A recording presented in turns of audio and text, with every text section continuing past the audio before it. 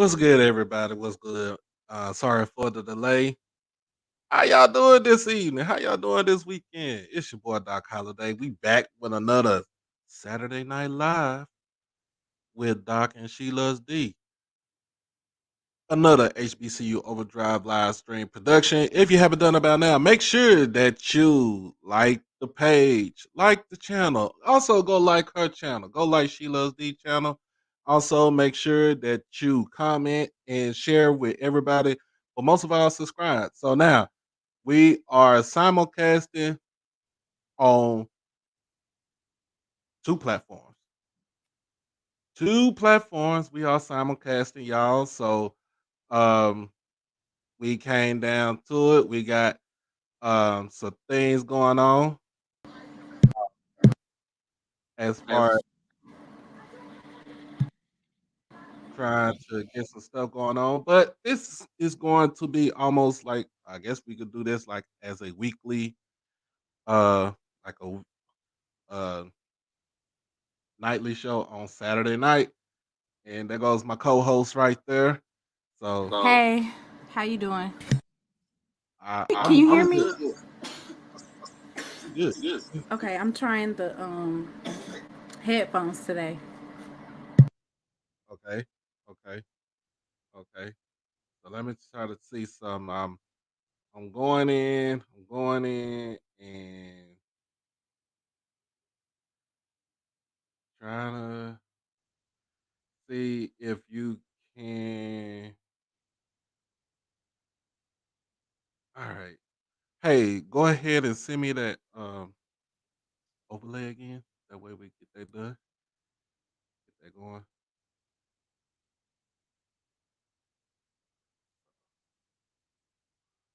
You said send it to your email again? Yeah. Or you can use it the down put it on your overlay.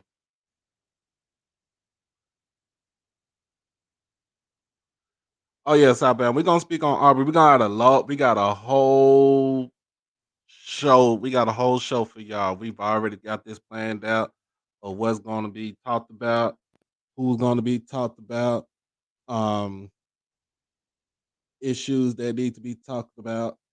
But but as first, as always, um, we gonna go around the MEAC and the SWAC. Y'all know how we do. It is Saturday night, so that's what we gonna do. We gonna go around the MEAC and SWAC, the SWAC and MEAC that we go. You know,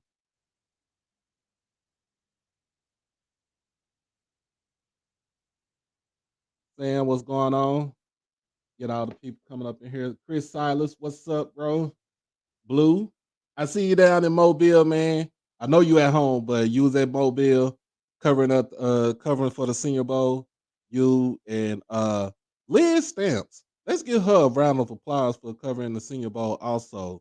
Uh also Ken Clark, 1400 Club, Austin down there, ASVP Visuals. Everybody's down there. Everybody is down there. Uncle said, what's going on? HBCU band talk. I see you got the Hell Wildcats going on. Uh Aquay, what's good? What's good as always? Uh Lauderdale, what's up? Amanda, how you doing today? We trying to get everybody in, get up to about 100 viewers coming in. Russell always with the MEAC. Um Hello, everybody. it's Sorry, D. I'm trying to pull up the SWAC and MEAC information. Oh yeah. Oh yeah. But while we at it, um, this is what we gonna be doing for um this is gonna be our new hey, like our new sign. So I actually like what we did because I actually took time to do this.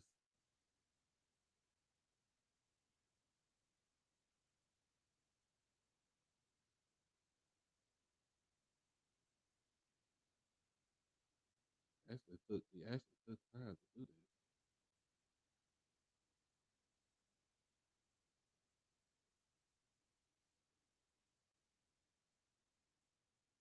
Hello, everybody. Hello, hello, hello. Riding and rolling. What's good? Johnny Green, what's going on? Carlton Rasdale, what's up? Miss Sharon, how you doing? Y'all know how y'all know how Timona do. She she try to watch everything. She try to make sure that she is prepared. You ain't gonna get nothing you ain't gonna get nothing past her. So I gotta come with the facts. I have something so interesting. I can't wait for everybody to hear it later on in the show. all right, all So I'm right. excited about that information that I was able to uncover. Just let me know when you want me to put up the standings for if we're starting with. Are we starting with men's SWAC or men's MEAC? Men's MEAC. Okay, I'll get it. David Garner, what's going on? Man, so the whole thing, like what we got going on, look, like I said, it is Saturday night. Me and Timona has been working on a lot of things. So the main thing what we've been working on some new stuff. Um, as y'all see, look, we've been working on a lot of stuff going on right here. Um, so Saturday night is officially Saturday night with Doc and SheLovesThee. So that is the big thing. Once Simona, when she gets fully ready to do on her own, y'all go ahead and check her out. And of course, like I said, it's Saturday night. So ain't nothing better than to come and chill with your boys, chill with us. Zoe, what's up? What's going on? Oh yeah, we gonna talk about that too. We gonna talk all about that too. We gonna talk all about that too. Uh, hey Zoe, if you was at Senior Bowl, I'm gonna send you an invite. I want you to tell us what the Senior Bowl was all about. But we're gonna get into the SWAC and the MEAC first, as far as basketball goes. I got that posted up to the men's basketball standing. All right.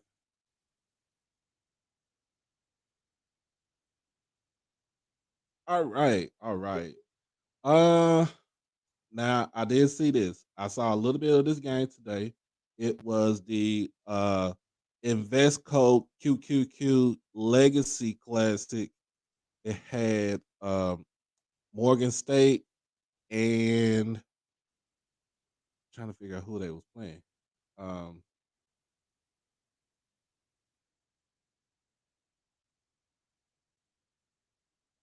Trying to figure out who they was playing. Yeah, excuse me. I done had a somewhat slow day today. Um,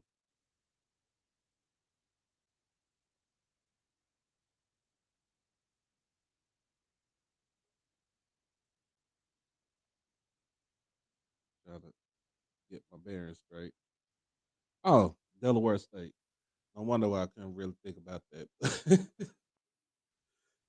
It wasn't that bad.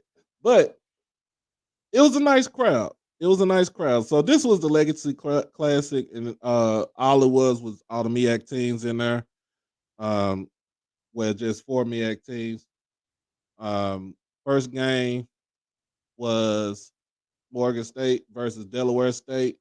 Morgan with the 10-point victory against Delaware State, 75-65. Actually looked at the game. It had a nice crowd. So I didn't even think that this was gonna be wasn't gonna be too good, but it actually had a nice crowd. Um, let's see. Cameron Hobbs was your leading scorer with 24 points, 5 rebounds, 3 assists. Uh, see what else he had. He had no 1 turnover. So that was a good game for him. throughout the whole time, Morgan State they were actually in the lead, and it was a good lead too. So I can't really say too much bad about it, but Morgan State, like I said, comes out with the 10-point victory against Delaware State.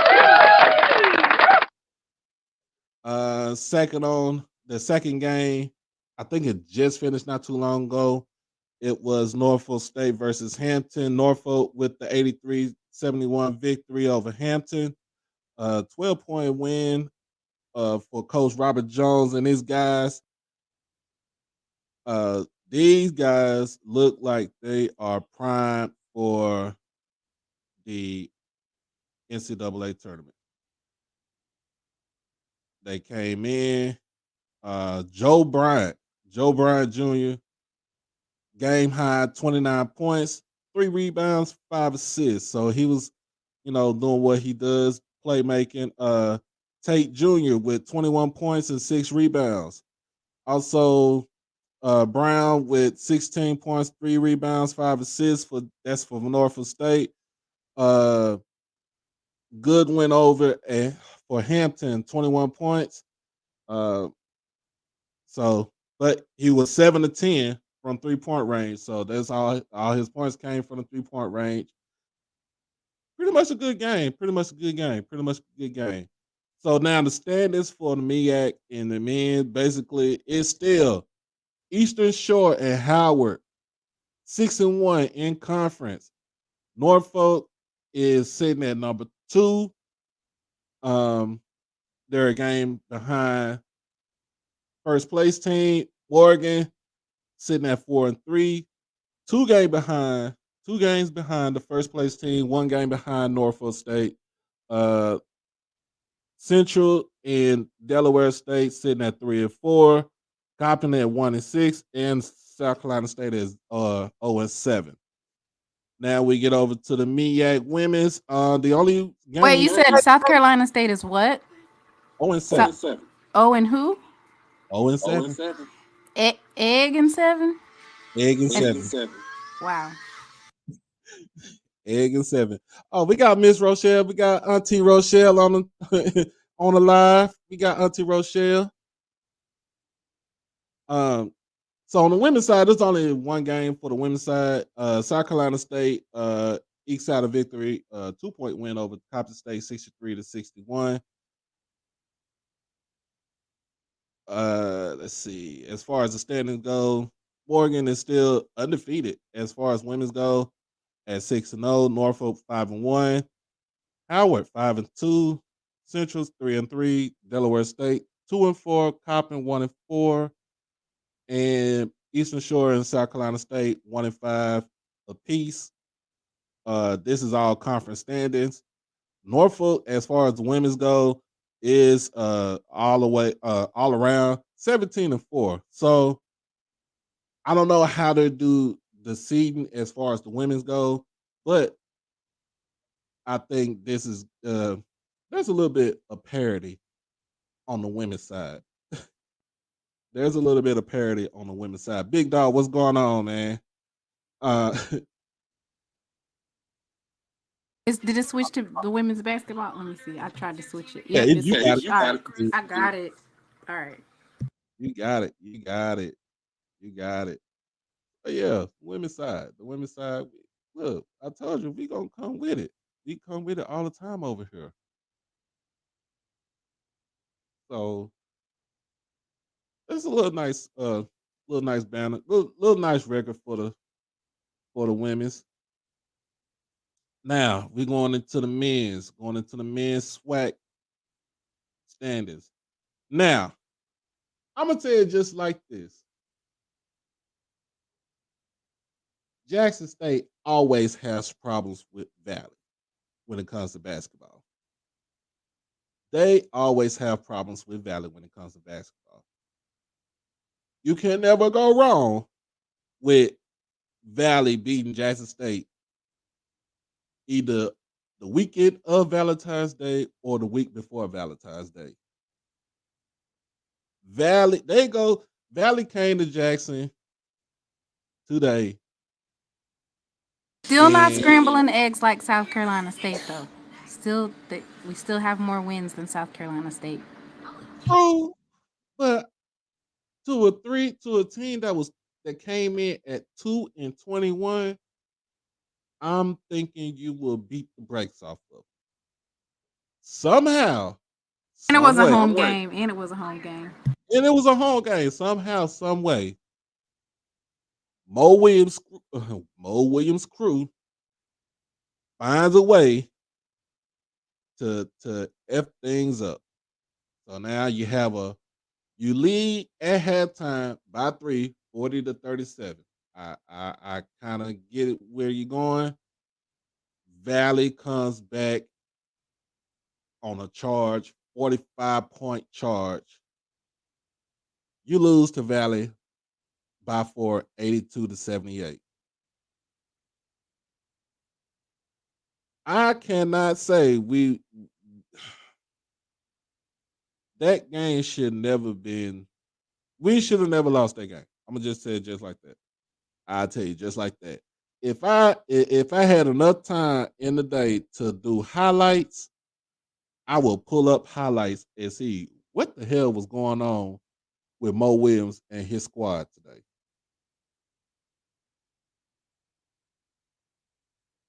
I'm asking. Listen, Mo Williams, maybe there were some injuries. I'm going to give him the benefit of the doubt.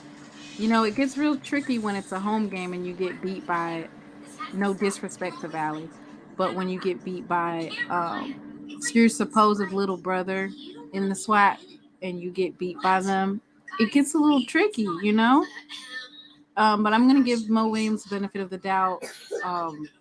It's his first year and maybe there were some injuries that took place.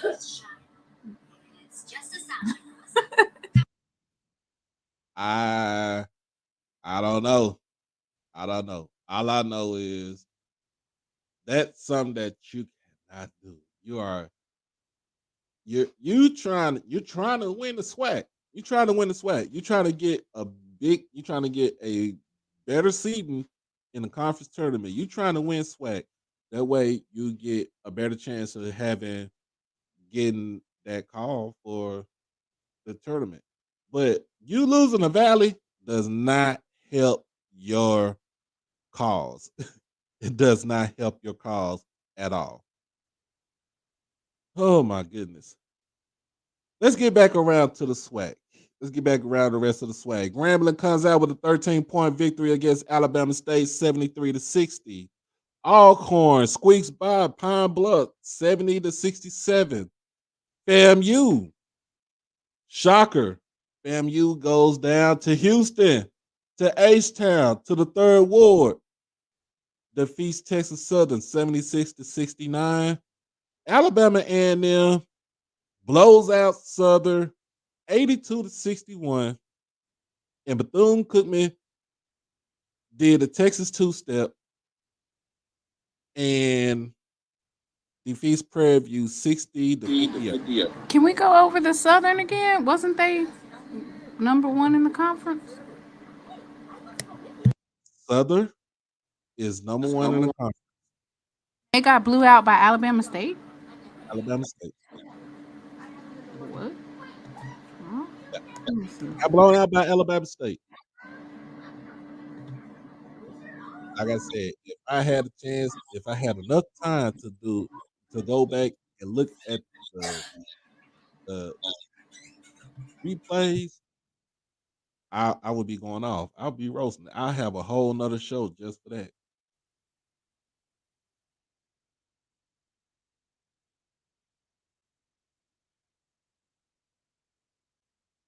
Nah, Slack, it was Alabama State.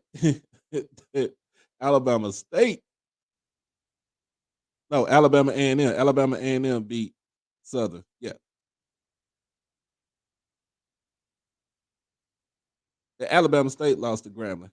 I take that back. So hey, you got me right. You got me right. Thank you, sir. Thank you. But all the trouble, it did too. All the troubles that Bethune is going through with everything, as far as what's going on at the school. Reggie Theus is actually doing a pretty good job with what he got. Ooh, that was a good win. And it was in Prairie View. See, now Reggie Theus, he's not stressed out anymore. His phone not going off. He don't have to worry about checking Twitter and Facebook for somebody dogging out the school, and he's less stressed out right now. So he's able to focus more on basketball right now. Yeah, I get it. I get it. My thing is, for all the trouble that's going on with him right now, what's going on with the school right now. It's not even his basketball team, it's mainly his football team. But I mean, I've been seeing them sign left and right. So they was signing through signing day with no head coach announced. So I don't know. I think Bethune Cookman and the football team, they on Miller time. This shit don't stop. gotta be. You gotta be. You gotta be. So, to me, that's just a testament of, trying to overcome adversity. Now I'm gonna tell you like this: the FAMU win against Texas Southern is a big shocker, y'all. It's a big shocker. The FAMU win against Texas Southern is the big shocker. Hey, why you going in on FAMU like that? Because I'm fighting. Because FAMU, I'm not going in on FAMU. I'm actually liking what FAMU is doing as far as for basketball. Because remember, FAMU started off with the lead. So I'm looking at it. They started off with the lead and they never relinquished the lead. So the score at halftime was 41-38. So even though it was close, they still didn't relinquish that lead throughout the whole game. So kudos to FAMU. Kudos to FAMU. So let's take a look at the real conference, the women's SWAC Women's Basketball Conference.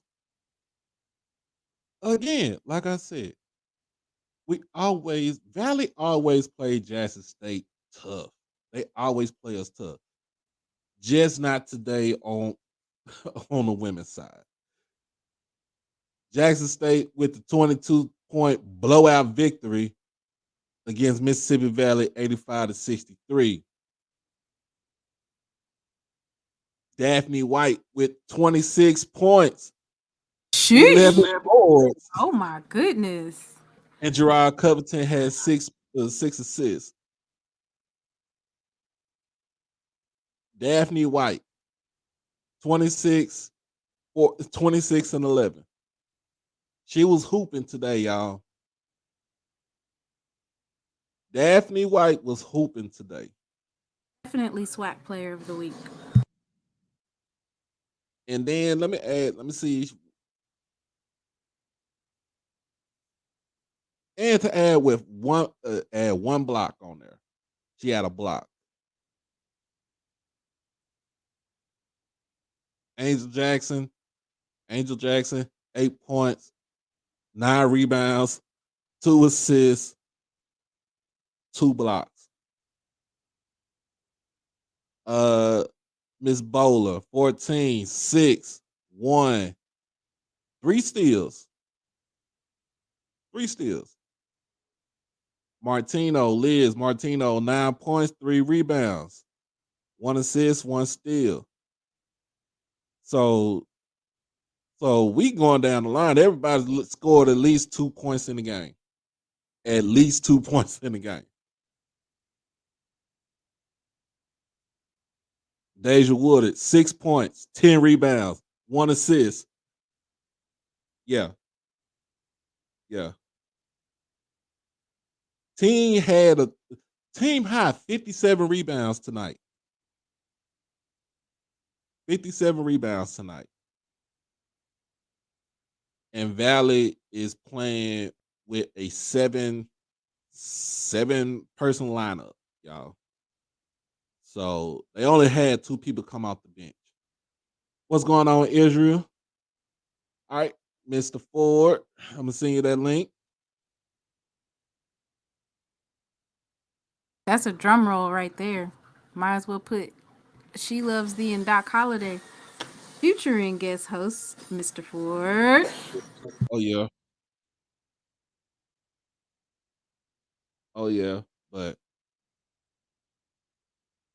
Coach Reed said, guess what? Coach Reed said, shots fired.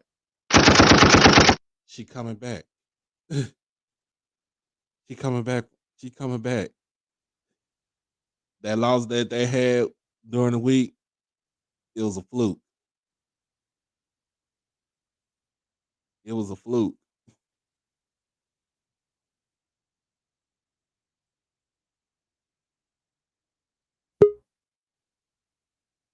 Definitely won't catch her slipping again.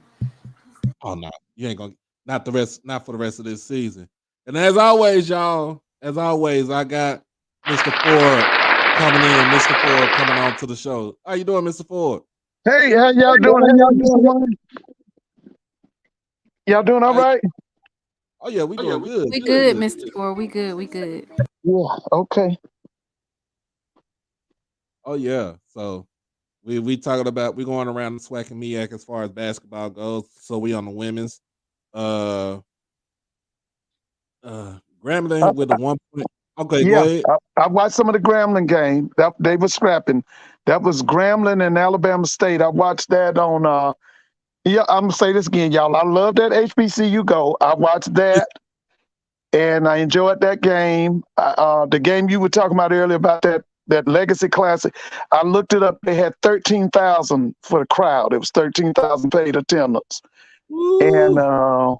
Now I'm gonna be honest with you. I think that Norfolk State program is the best HBCU black college program. I don't think we got another program better than that. I'm really impressed with them. If Morgan State point guard they shooting guard didn't go out the game with the wrist injury, I think it would have been a better. That game would have turned around. And I missed that one because I was watching. I'm still caught up with Georgetown, even though I know Patrick Ewing is out the door. I still try to watch Georgetown from the '80s because I want Georgetown to come back. But anyway, I missed the Morgan game, but I did see the Hampton Norfolk game, the Battle of the Bay. What they was calling it. Oh yeah, that was a good game. I didn't get to watch it yet. But I know it was a good game.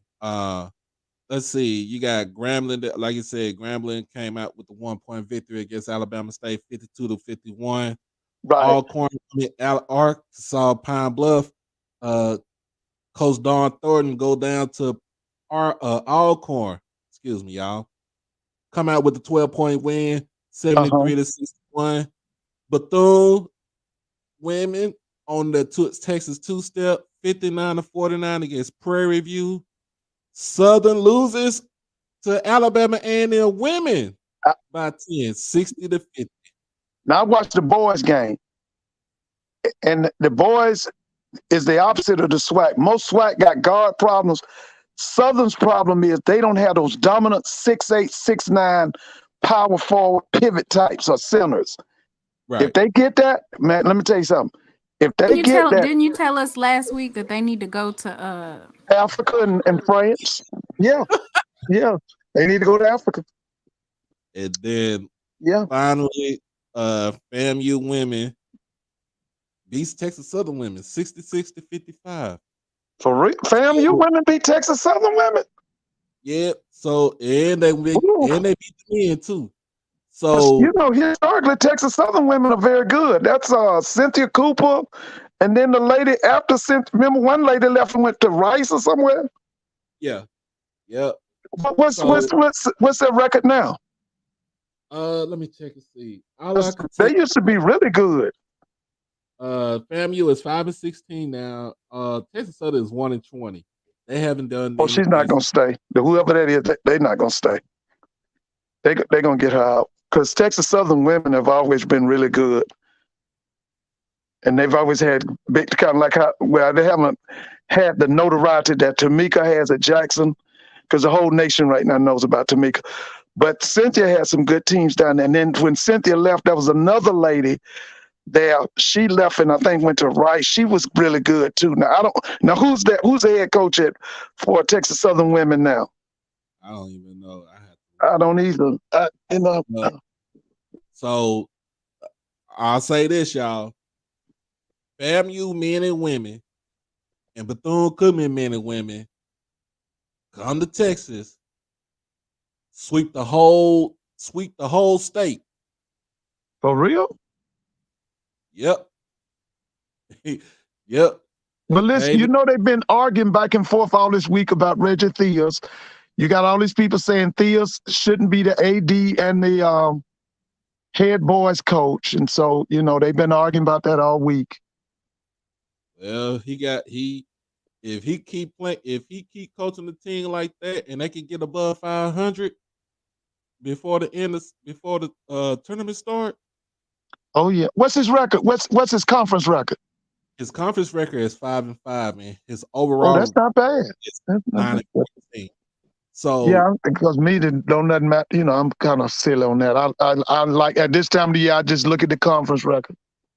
So if he can get that conference record, and he can get up to at least third in conference. Oh yeah. With all the mess they got going on, that they had going on, because I'm so happy they finally got a football coach. He ain't going nowhere. No. Yeah, you're right. So where we going to Mona? Oh.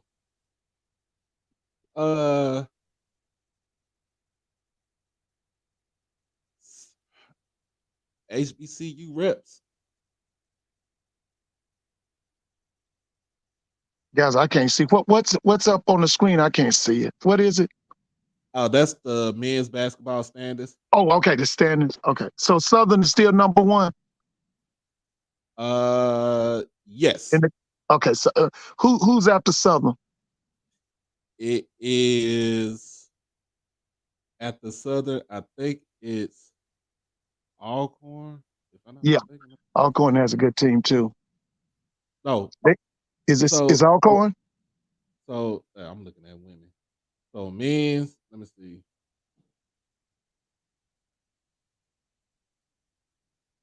Yeah, you're right. It's Alcorn. Are we right? It's Alcorn? Okay. Yeah, they got a pretty good team. We should have a great tournament, young. Southern and Alcorn is tied for first place. Oh, Southern and Alcorn are tied for first? Mm-hmm. Whoa. Yeah, Doc, I think we should have a great tournament. I just hope we don't come with no 300 in attendance for that tournament. Because I actually do want to watch the game. I actually do kind of want to watch the games and stuff. I remember when my freshman year, we had they had the conference tournament in Dallas. And we had it at the convention center. Yeah. Now, what was the championship attendance like? Was it over 10,000 or was it 10,000 or less? Well, the actual place didn't the actual arena for the convention center didn't seat I think they probably seat like 5,000. Oh, it's not okay. But it's like was that in Garland? Was that in Garland, Texas? No, not that one. I not actually went okay. When it was downtown.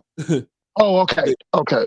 I did go to one of them when they was in Garland at the Colwell Center. And they had a good crowd too. Well, I ain't gonna beat a dead horse. You know how I feel about that SWAC tournament, that basketball tournament. Oh yeah. I want it in Jackson or Baton Rouge. Oh yeah. Yeah. Yeah. It was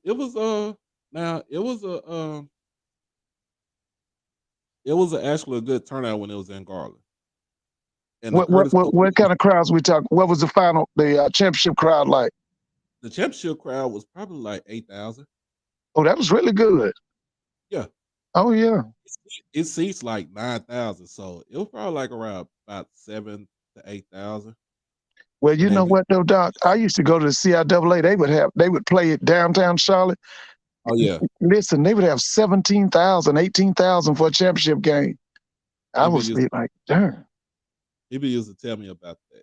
Yeah, I went to several. I remember when it was downtown Charlotte. I remember I went one year. It was in Raleigh at North Carolina State's Arena. It was like 17, 18,000.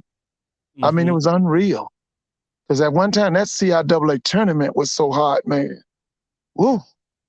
I think it's still going to be hot, even though it's in Baltimore. I think it's going to be a little bit hotter. Yeah. I wish it would have stayed in Charlotte. Oh, I loved it when it was in Charlotte.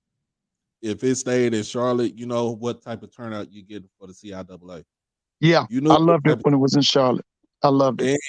And it was a big cultural event too, because that's right. Charlotte's kind of like a small Atlanta, but it's a bit. Tamona, what you say? Are you in Charlotte? I'm more towards Greensboro. I used to live in Charlotte. I'm more towards Greensboro. Are you in Hunterville or? Right before Greensboro. Oh, right before okay. Okay, so you're past Concord and Concord, Salisbury. Right. Yeah, because there was a black college in Salisbury, I think. That's Livingstone. That's right, Livingstone. Yeah, that's right. Because North Carolina at one time had more black colleges than any other state, I think. I think it is either Alabama or North Carolina, isn't it? I think Alabama added those community colleges to it because they all.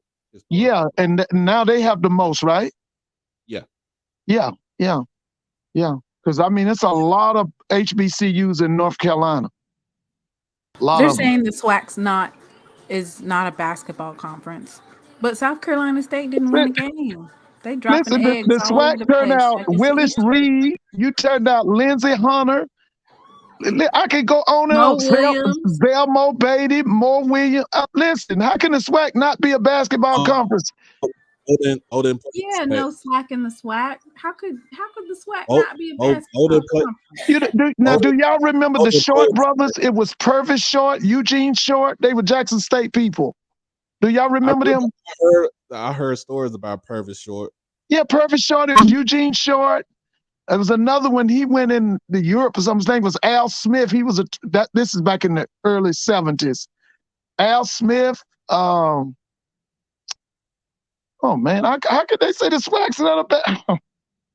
Grambling won the NAIA championship. I remember when Alcorn beat Mississippi State.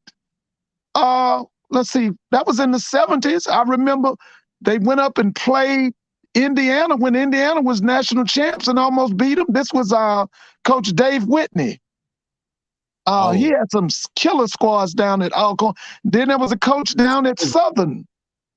Was really good. No, this was before Ben Jobe. This was Ben Jobe was. Can you hear me? Yeah, we can hear you. Yeah, Ben Jobe came to Southern, I want to say in the 80s.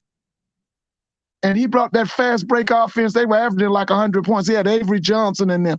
But I'm talking about Southern basketball in the 70s. They were really good with Tommy Green. They were battling Alcorn. Because, see, we didn't have Division II and that like that. They called it small college, or they would go, some people called it NAIA basketball.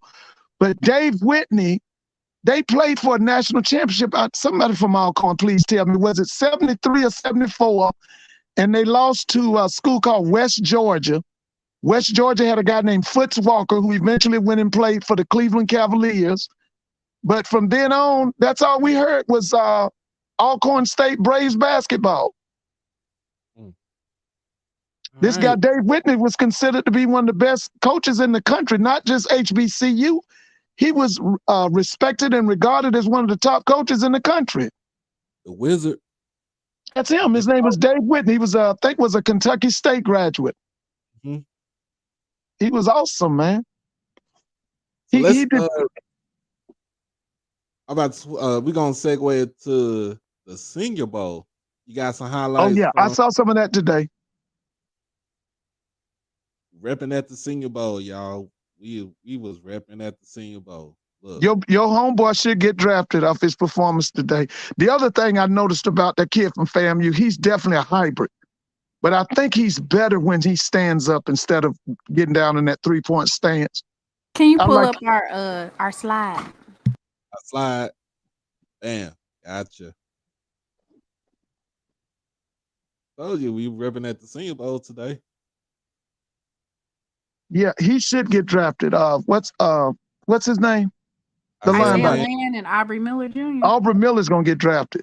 Now, Isaiah Land is going to be more of a project, and he's got to go to a team where they teach, because a lot of professional teams don't teach.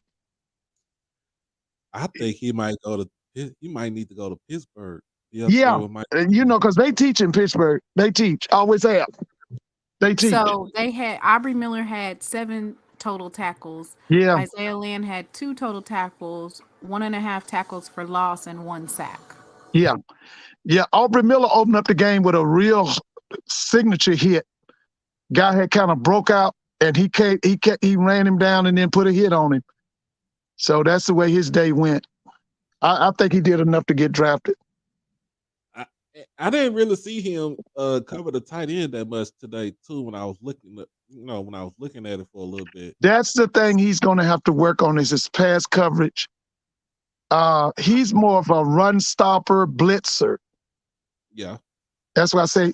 Now I think maybe Blue was there at Yeah, he was. I think he was. Maybe he'll drop in. I don't know. He might be real busy though. But maybe he'll drop in and give us like a little 5-minute snapshot. Yeah, he probably will. But Aubrey, that conference. Now, what's the conference where it's the Cincinnati Bengals, the Pittsburgh Steelers, the what conference is that? That's the AFC North. Okay, he would fit in real well with that. He's that kind of player. He'll fit in real well with them. I could see him also on the West Coast. The Chargers, the Raiders. Who else am I missing? He'll fit in with them. That's the kind of ball, the hard hitting with them linebackers coming downhill. He's that kind of guy. Oh yeah. So let's see what else you got on here. Let me see what else you got on here. I put all of the different HBCU players that I was able to compile that are in this does not include the HBCU Legacy Bowl. I have not done the HBCU Legacy Bowl yet. Okay. So we got this is from the East West Shrine game. Shout out to them. Was that Dallas Daniels? Dallas Daniels, Jackson State University. Jadakiss Bonds is from Hampton University. Right, he's good too. I saw him. I've seen him too.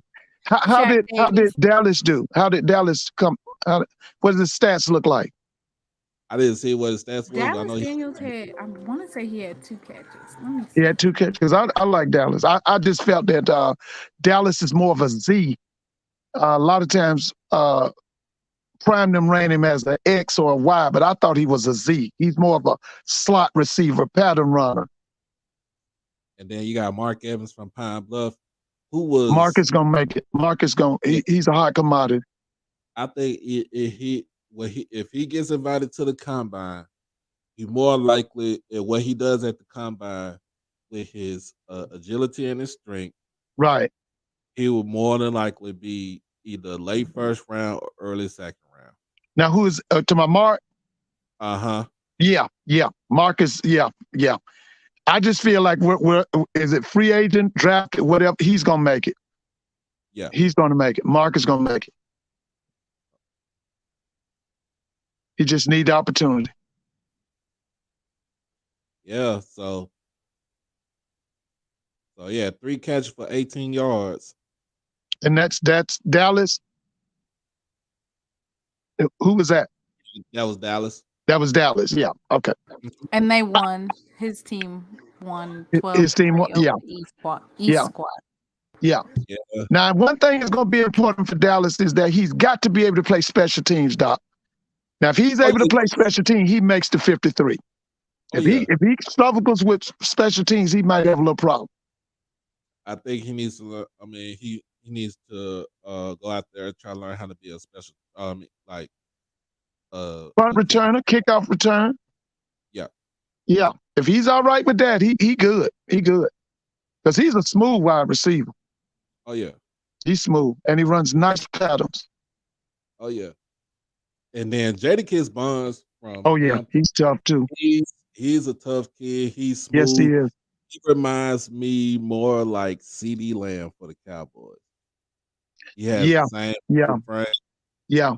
He's a big time. He's the kind of kid, he can come out every game with at least 10 catches. Yeah. And then we already know what Shaq Davis can do. Oh, yes. Yeah. We know what Shaq Davis, he can turn it on. And Shaq Davis, I used to hear somebody talking about him, but I didn't know about him, but he introduced himself to me at that Celebration Bowl against Jackson.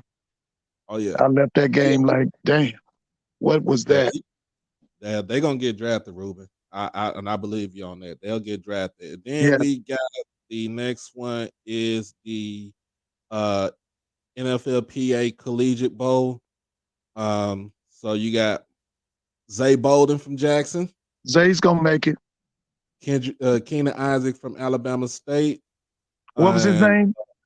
Keenan Isaac. He was the defensive back. He was a decent defensive Was back. that the boy about 6'3"? Yeah, I think I remember him. Yeah, he was kind of good with man-to-man coverage. Uh-huh. Yeah, I remember him. Let's say give him about 4 minutes and he'll jump on to give us the overview about Isaiah Lynn and Aubrey Miller. It did Kamari Everett from Bethune Cookman. Kamari Everett, he's a tight end, right? Yeah, yes. Now, to me, he's a West Coast kind of guy too. That Everett kid. I just hope he don't get turned out there in L.A. and San Diego and all them places. Because let me just say this: a lot of guys go out there and that lifestyle in California gets to them. But he is definitely a AFC type of guy. I can see him with Seattle, San Diego. I'm not San Diego. The Chargers, the Rams, the Broncos. I can see him with them kind of teams. And so Kamari Everett, great pass catching tight end. Yeah. The only thing is can he block? Can he be a consistent run blocker? Well, the thing with him is he's more of I think he could be a great blocker, but now, Doc, he's a wing type.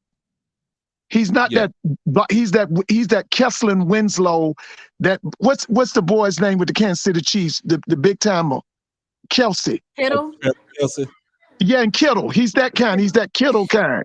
Those are really. See, them guys is big boys, but they got a wide receivers mentality. He's like that.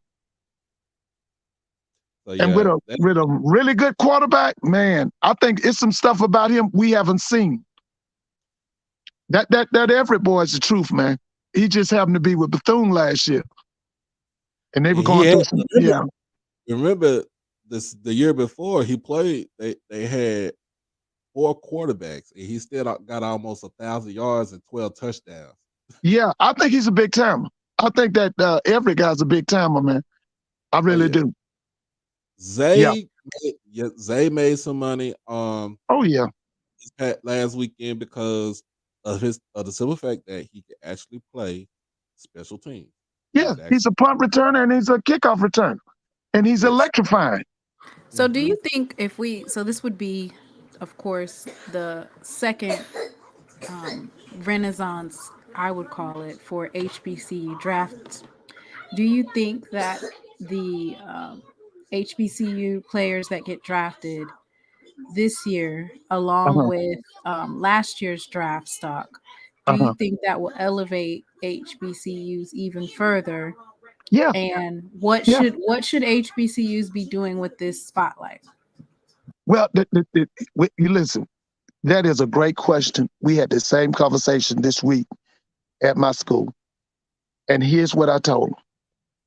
The main thing we got to do, the transfer portal is helping us in so many different ways. but we've got to get those high school kids.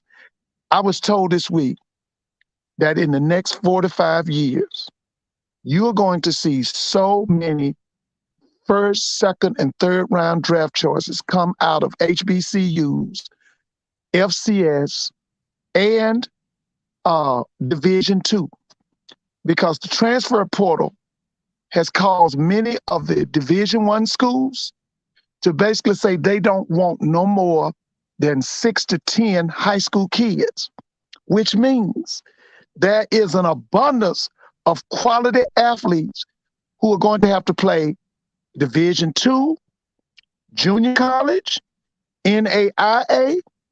And so what's going to happen, you're going to see so many of them kids go pro. It's going to be like the 70s. We should have first-round draft choices out of very small colleges in the 70s. You know, Jackson State supplied the league with them. Grambling supplied them. Louisiana Tech. We going back to that. But the main thing I keep telling everybody is this. It's not about the personnel anymore. We're getting NFL caliber kids, but the thing is, we got to have, our president's got to be right, our athletic director's got to be right, our head coaches got to be right, and our staff's position coaches got to be right. That's the difference. That's what's got to happen. We got to have that. We can't get around it. Because we getting personnel. Listen, let me tell y'all a school. Now, Doc, I know you already know this. Y'all can say what y'all want to. Prairie View had a big time recruiting class. Did you see Prairie View's recruiting class? Yeah, I saw it. I'm trying to tell y'all now. Prairie View did a good job. Got Blue coming in, y'all. Oh, okay. What's good, Blue? What's up, man? What's up? How are you guys? Yeah, we're doing Good. So let's go with let's shoot from the hip from. I mean, so I think out of the FCS guys, I think Aubrey probably had the second best week out of all the FCS guys. Isaiah was probably around the third or fourth spot. I think Isaiah, it was a lot of growing pains early in the week. I mean, look, a move from edge rusher to Mike, I don't think people understand how hard of a transition that is. So he had to learn things like flipping his hips in open space, his footwork. And when you're an edge, you read different offensive keys. Your eyes are in the backfield. You're kind of reading tackles. When you move to a Mike, it's the guards, it's the H-backs. There's so much more you have to read because the Mike linebacker's position is almost like the quarterback of the defense. So, I mean, it'd be the equivalent of like a tight end moving to quarterback. So is he a hybrid player? Is he better standing up, or he can do both? What is Isaiah Lane? Would you call him a hybrid player? Yeah, for sure. I think where he'll make his money at the next level, and I think you saw this today, is in certain situations you can move him to the Mike, move him to like a weak side, off the ball linebacker, and he can eat there. And then in specialized pass rush situations, when you bring your normal defensive ends down to your three techs down inside, you shift him to an edge rusher. And man, we see what can happen when he gets off the edge. I mean, his athleticism, his arm length, his overall length is impressive. And if he can keep, the key for him in one-on-ones throughout the week has been keeping the offensive linemen, keeping their hands off of him. Because if he's so light that if some of those 6'8" offensive linemen, 300 pounds, if they get a hold of him, he's getting taken for a ride. But if he can develop good hand techniques in terms of just keeping people from staying outside of his chest, man, he's going to be an issue because there's not many offensive tackles that have the athleticism to handle him off the edge. Well, let me say this right here. You got somebody, I can't hardly see. This says Ram 67. It says Land remind me of Isaiah Simmons. He's not that good. I know. Is this an Isaiah Simmons boy from Clemson?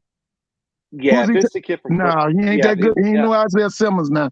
Well, I wouldn't say that he's not that good. They're two completely different players. Isaiah Simmons was never an edge guy. Like, he played linebacker and safety at Clemson. Like, yeah, I mean, it's a completely different thing. And when looking at Isaiah throughout coverage drills and things like that, he doesn't have the athletic upside of an Isaiah Because that Simmons kid is going to be all pro in the next 2 years, isn't he? Yeah, and I mean that's a guy who ran like a 4.3 or something like that. Yeah, Like that's Isaiah what I'm Lynn's not running a 4.3. Yeah.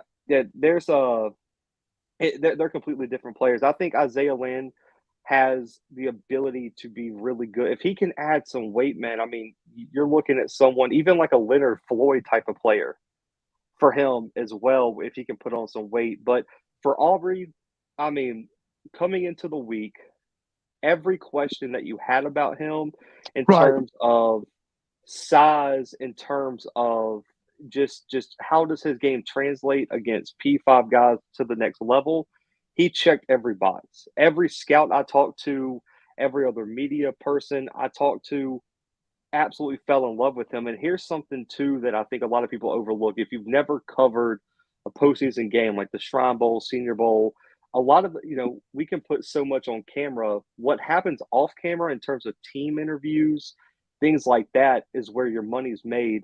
And everyone I talked to, just from interviewers to everyone, said that he's one of the best guys behind the scenes to talk to. He's so open. He's so personable.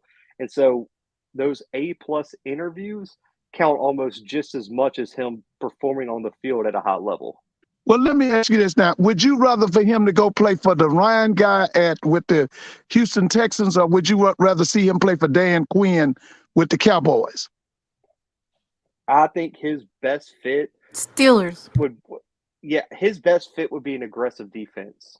Where if he gets with a defensive coordinator, defensive mind that's going to let him come downhill and they utilize him in terms of a run stopper and a blitzer, man, I mean, his potential's through the roof. That what you don't want him to get into is a defense that, is more of like a 4-2-5, like 3-3-5, 4-2-5, where they put him in coverage a lot. He's matched up with running backs out of the backfield, tight ends. Like, that's not where Aubrey thrives.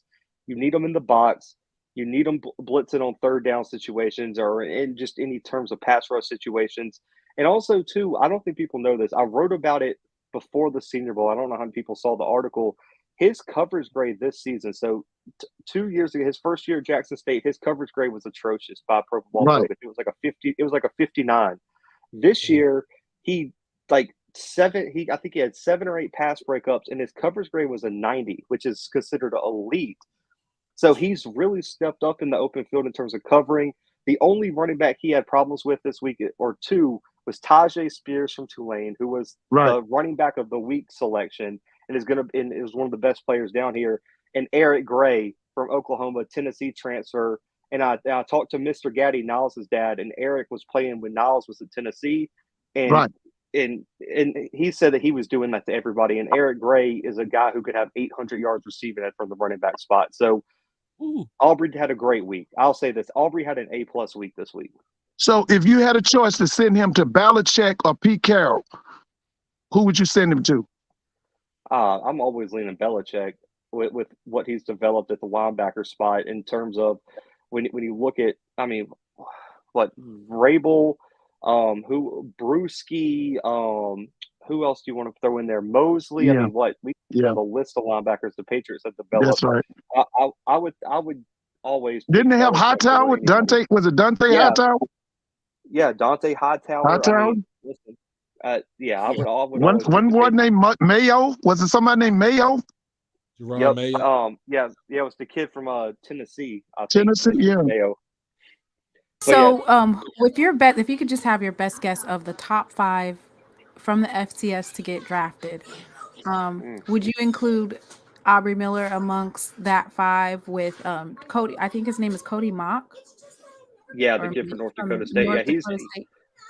He's the consensus. Cody Mock this week, he would be my number 1 FCS player this week. I mean, listen, he played center, guard, and tackle throughout the week. I mean, the versatility is unmatched. I think he won 98% of his one-on-ones. And I mean, the kid's just different. He's the same as Aubrey in terms of him killing interviews. So I would say Mock has a chance to go late first round. I think Tucker Kraft, who he was overcoming an injury, so he didn't have any postseason All-Star games. The South Dakota State tight end is going to be in the top 5.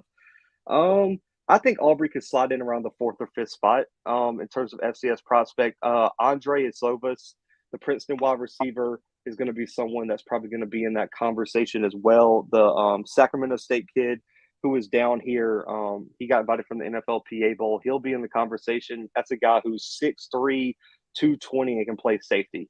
I mean, it just next level athleticism and size. But I think Aubrey and Isaiah, going into this week, they were probably day 3 picks, late day 3 picks at that, especially for Aubrey. You're looking at those guys potentially could be day 2 picks now. And I think they're right in the conversation. I still would say Mark Evans is the best HBCU prospect this year from UAPB offensive line. I mean, I love that kid. I'm talking about he's going to be probably a 10-year starter in the NFL as long as he stays healthy. He is just that good. I would say after Mark Evans, Aubrey and Isaiah will have a great shot at being the next 2 HBCU players drafted in day 2. Right. So now you think is Mark as good as Armstead? Ooh, I don't want to put those type of expectations on him, man. That's a lot to ask for, but he has the potential to follow in his footsteps. I'll say that. I can't say that he's going to be better than Armstead or on that, because I mean you're talking about a guy who Armstead potentially could be in the Hall of Fame. I mean that dude's been an All-Pro, so I'm not going to put that expectation. But I'll say. Go ahead. But Armstead was a project for the New Orleans Saints when he came out. Oh yeah, he was a project. I'll say, I'm surprised with Evans if he's a Pro Bowl guy. I'll put that out there right now. But man, projecting guys as all pros, I don't even want to do that for like the early first round guys, like the Bryce Youngs and the CJ Strouds and everything. I mean, it's hard to be an all pro regardless of where you're drafted. But I'll say I can definitely see Mark Evans having one of the best careers out of all the HBCU or FCS prospects in this draft. Right. Yeah. Are you going to be in New Orleans too for the Legacy Bowl, right? Yes. Yeah. Okay. I'll be down there and for the HBCU Combine. Okay. So everybody, if you guys want anything regarding the stats, breakdowns of all of FCS, of course, if you have not subscribed to the Bluebloods, go to his page, subscribe. He also has a website. Do you want to shout out your website? Yes, bluebloodcfb.com. We have other interviews on there, man. We just all the stuff that doesn't go on YouTube goes on the website. So it's kind of like a supplementary thing for everything that goes on YouTube. And man, I appreciate you guys having me on y'all's show, man. Y'all are doing a hell of a job. And I remember both of you guys, calling into the show and me watching you guys start all this. So I got to give y'all a shout out, man. Y'all already doing it big. Blue, let me ask this last question before you leave. Listen, the word up here in Atlanta is that so many legitimate Division I prospects, because of the transfer portal, had to go to Division II schools, HBCU schools. Some of them even had to go NAIA. And I want to know, have you heard that? Is that just up here or is that nationwide? That a lot of these legitimate kids are having to go to smaller schools. Yeah, that's nationwide for sure. There's a specific kid. He played at Grayson High School. I'm sure you're familiar with the Grayson area. Yeah, I'm Grayson. I know about Loganville. Yeah, he was committed to, I think, Georgia Southern or Georgia State. They pulled his scholarship because they landed the transfer portal defensive end, and he wound up at the Citadel instead. Okay. And he's the second highest graded recruit in Citadel history. I'm coming out this week on the website for everyone. I went through all the rankings from 247 on 3, both of their consensus rankings, and got the top 15 FCS commits or signees. And a lot of the guys that I'm looking at are guys who came to FCS that were either originally committed to FBS or Power 5 programs. That's what I'm hearing up here. Or got recruited very heavily, and they ended up having to go FCS, or even there's some kids like D2 kids that I've seen committed that aren't D2 level talents. And so it's just an artifact of the transfer portal leftover. Because I was talking to a scout today in the press box. He said that what he was told by P5 coaches is if we can convince a kid from AKA Jackson State, North Dakota State, Hampton, whoever, who is a 3-year starter and all-conference guy, to come play for us, I feel more comfortable having, even if he doesn't start for us, if that's my backup, that's an upgrade over a freshman that we don't know what he's going to be, and we don't have to put the work into developing him. So pretty much what some of the coaches at the P5 level are doing are using the FCS as like a minor league, like in base, like a farm system where they'd rather recruit out of the transfer portal, let these players come to FCS, develop, and then they'll come back and get them in 2-3 years. And it's a sad truth of where college football is going. Yeah. Wow. Now, Blue. The word up here is this guy Quinn Gray done pulled a lot of FBS talent to Albany State, and that's Division II. That's the word. They say this guy went into Florida and got a lot of Division I boys. They're going to be really good, and I know Jackson State got a lot, and not even just Albany. I know Jackson State got a lot of hype. I do want to give a shout out to 2 schools that haven't got talked about on the recruiting trail, and that's Valley put together an extremely sneaky. I talked because I'm good friends with one of the new coaches, the running back coach, Wyatt Anderson. He coached at SEMO, and he developed Geno Hess, who's a 3-time All-American coming back next year. Man, if you go look at their recruiting class, they ate up the JUCO circuit. Every high-level player, and then on top of that, they landed some transfers from Delta State and some of those D2 schools. Valley put together a hell of a first recruiting class in that first year. And then also PV, I think, quietly had an extremely sneaky recruiting class, especially when you look at Brian Jenkins coming in at wide receiver. They got Caleb Johnson from Valley, but what people aren't talking about is his ability to recruit Louisiana. Man, they landed some high-level Louisiana prospects that normally would not be going to PV. And if they stayed in the FCS, they'd be going to Southern or Grambling. They're going to PV. And listen, Doc, T, we all know, man, Louisiana is one of the most underrated states for high school talent in the country, man. They got some dogs on the high school circuit over there. Oh, yeah. So basically what you're saying is don't sleep on anybody in the SWAC.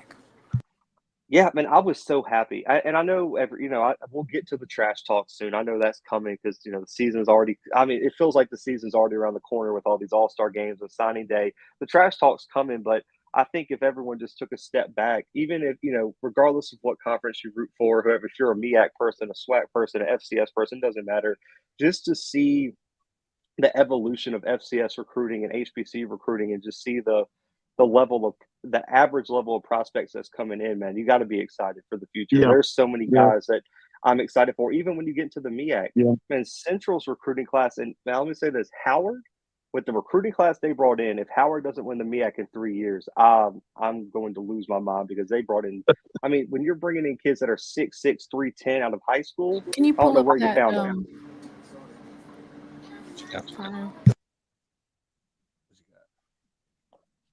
Right here. Valley. Oh yeah. Just looking at this, man. I looked at it though on a reel and I was like, ain't no way in the world that Valley pulled this off. Ain't no way. I was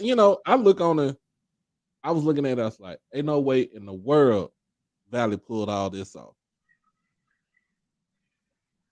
Shout out to Coach amazing. Wade. He's not playing no games. It's something about those alums, right? Hey, Wade, you know what? On real, I always say my thing about it is that going to Valley is like you have to eat nails and and you have to weather the storm going to Valley. Yep. And Doc, you know this because I talked about it on my show.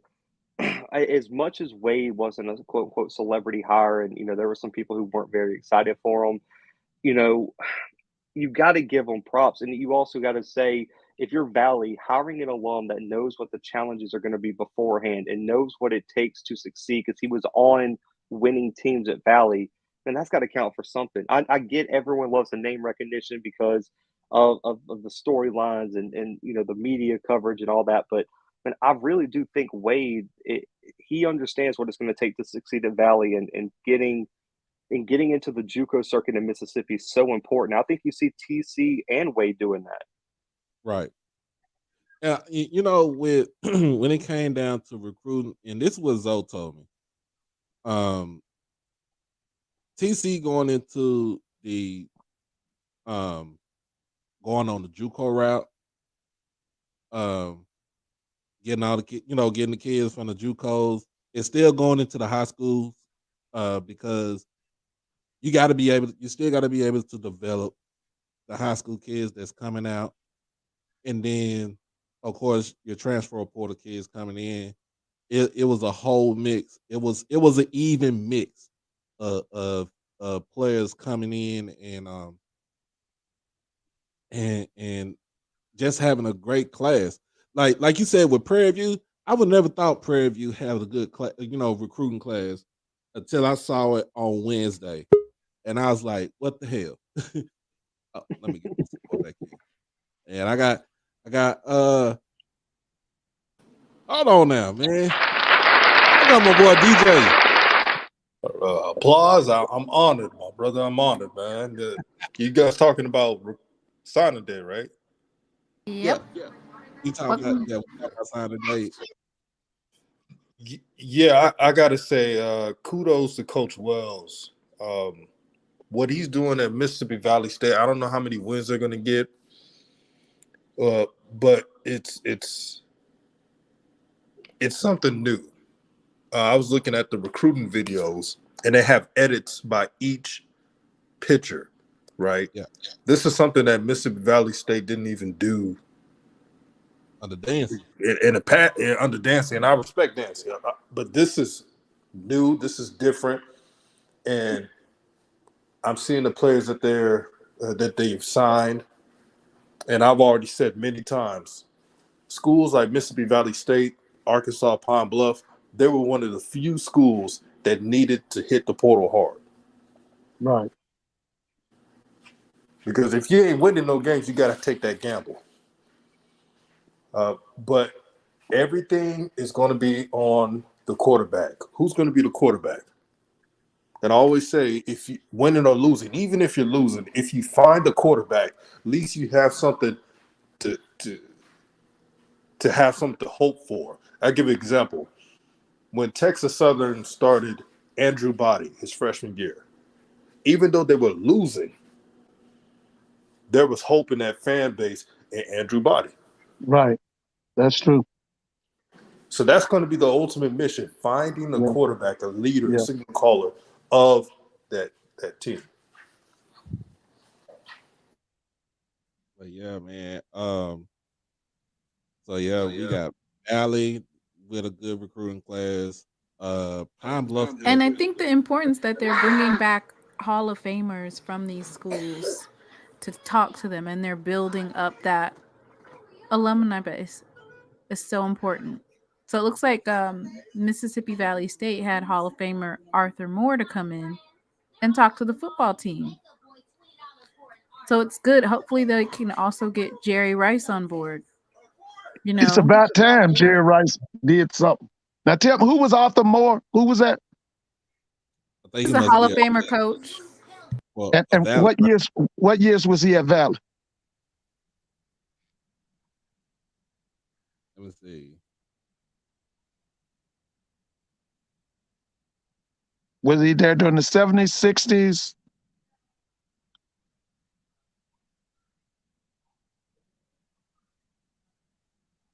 You said Arthur Moore?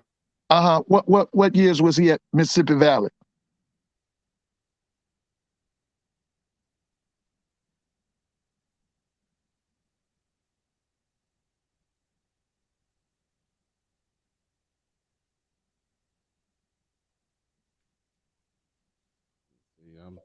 I'm looking for it. While y'all look that up, I just want to throw this out here. According to 247, the running back out of Memphis that Valley landed this year is the highest rated recruit they've ever landed in school history.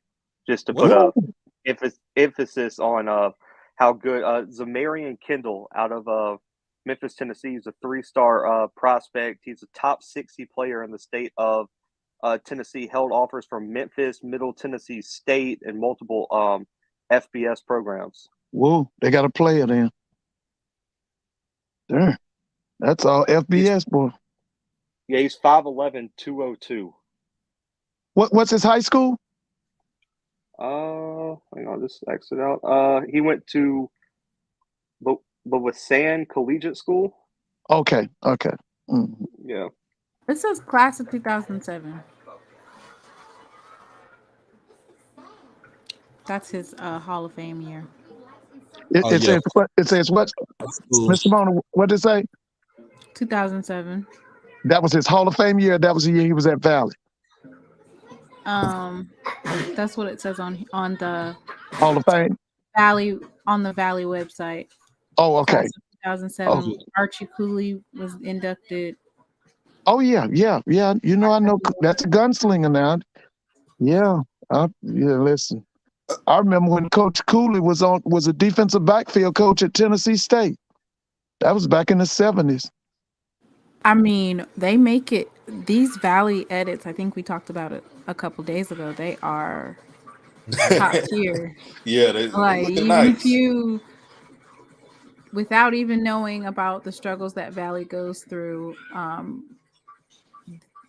the edits alone, if you're a recruit and you see that, like, dang. You know what?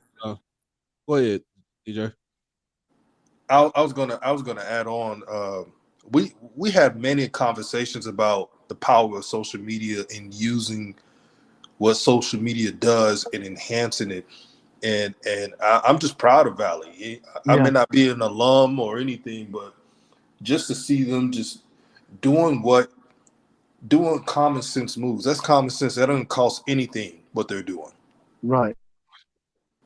Every HBCU can be doing that. Promoting your school. They're on Instagram right now. I didn't even know they had an Instagram until a couple weeks ago. And they're posting things constantly. So it doesn't take up I think that's also when you bring in that new, younger generation that they know what the kids like and they know what draws kids, then they know what to do.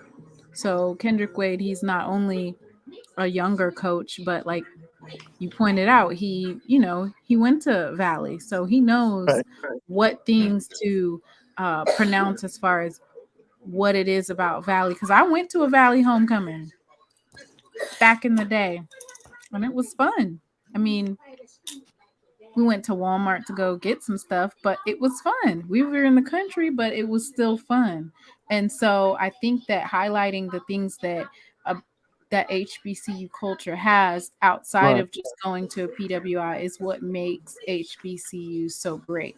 It's the experience and that you gain, and also the knowledge that you can also gain, getting a quality education while still enjoying the culture.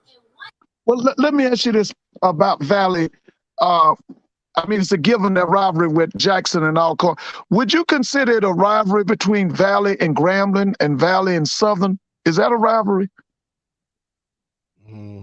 No, because everybody look at Valley as being the redheaded stepchild of the SWAC. So I think Valley gonna step on some toes this coming season, just as long as y'all leave Jackson State alone.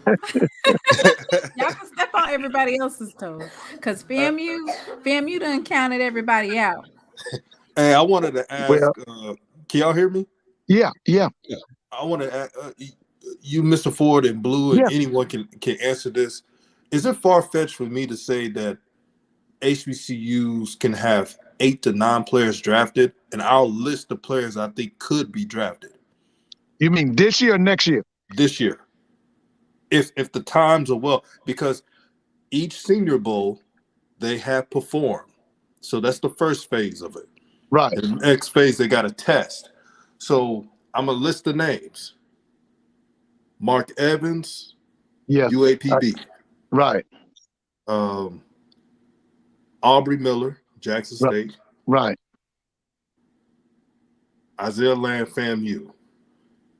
I'm on the fence about him. I'm on the fence. All right. Shaq Davis, South Carolina State. Okay. Jadakiss Bonds, Hampton. Yeah, definitely. Isaiah Bolden. Yeah. Possibly. Yeah, he's going to be borderline, but I think his special teams But possibly will that's get him about to say the drafted. special teams. He's a punt returner, kickoff returner. That's what's going to get him over. And he's electrifying. Isaac, number 10, was it Keenan Isaac? Was it the Mhm. corner? Yeah, from Alabama State. Yes, 6'2" corner. I thought he was a project. I don't see. Well, I might be wrong. I see him as a project. Kamari Everett. Yes. Yeah. I think that when he goes pro, we're gonna see some things that we didn't know he had. But And I hope he goes to the that. West. Yeah, I hope he goes to the West Coast. I would love to see him on the West Coast. I love to see him with the Rams, Chargers, that Seattle team. Yeah, those kind of teams. And one more. Dallas Daniels. Another one I like to see on the West Coast. Yeah, it'll just be because, like, the hard thing, and I tried to, because people always ask me, about players drafted. It's so easy if a player has like a first, second, or third round grade, possibly even fourth. Once you get past that, if you ever pay attention to the draft, man, no rankings matter after like the fourth round. Teams just draft based on fit, projection, and just guys that they like behind the scenes that we don't have any information on. Right. So it's like, man, projecting like, if Keenan Isaac, Isaiah Bolden, like those type of players that are kind of borderline, man, it just depends on, like, did they blow a team away in like a random interview at the Shrine Bowl or the NFLPA Bowl? And it's so tough to project. And then you got like other project guys that like a Nugget or someone who lacked the college production, but we all know he has the intangibles and the athletic ability, but he doesn't have any college tape to back it up. And so it's like, does a team take a chance on him? It's just, man, people don't understand how hard it is. And then also when you look at the fact there's 262 picks, and you have 130 something FBS schools, 130 something FCS schools. Then you got the D2 prospects that are going to get drafted, and then you always have like those one or two like weird NAIA prospects that come out of nowhere. And it's just like, man, I don't think people realize how hard it is to really get picked up when you got Georgia's going to get 15 players drafted. LSU's going to get 8. Yeah. Bama's going to get 9. Clemson's going to have 6. Don't they usually draft like 80% of the players at this Reese's Senior Bowl? That's my number one question. And then my other question is, don't they still have one more test where they're going to be doing their measurables as far as like how fast they run? The combine.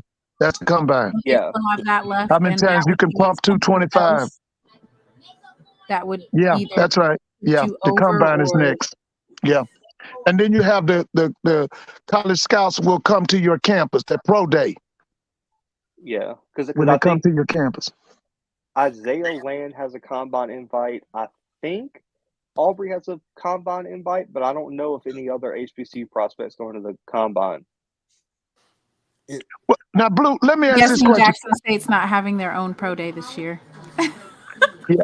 Now, Blue, when John Lynch came to Jackson State this year, remember that was blowed up in all the papers. Was there a particular person he was looking at, or was he just looking at the program? I think he was just looking in general. I mean, I don't know if anyone stuck out to him or not, but I think because I didn't know if he was just coming down there to see Travis, or was he just wanting to look at what they had. Because they made a big thing out of when he came to Jackson during the season.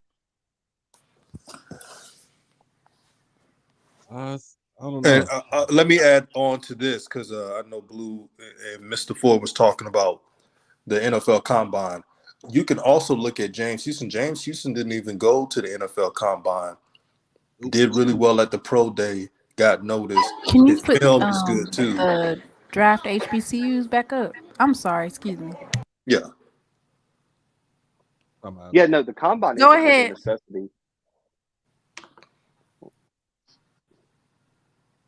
This one.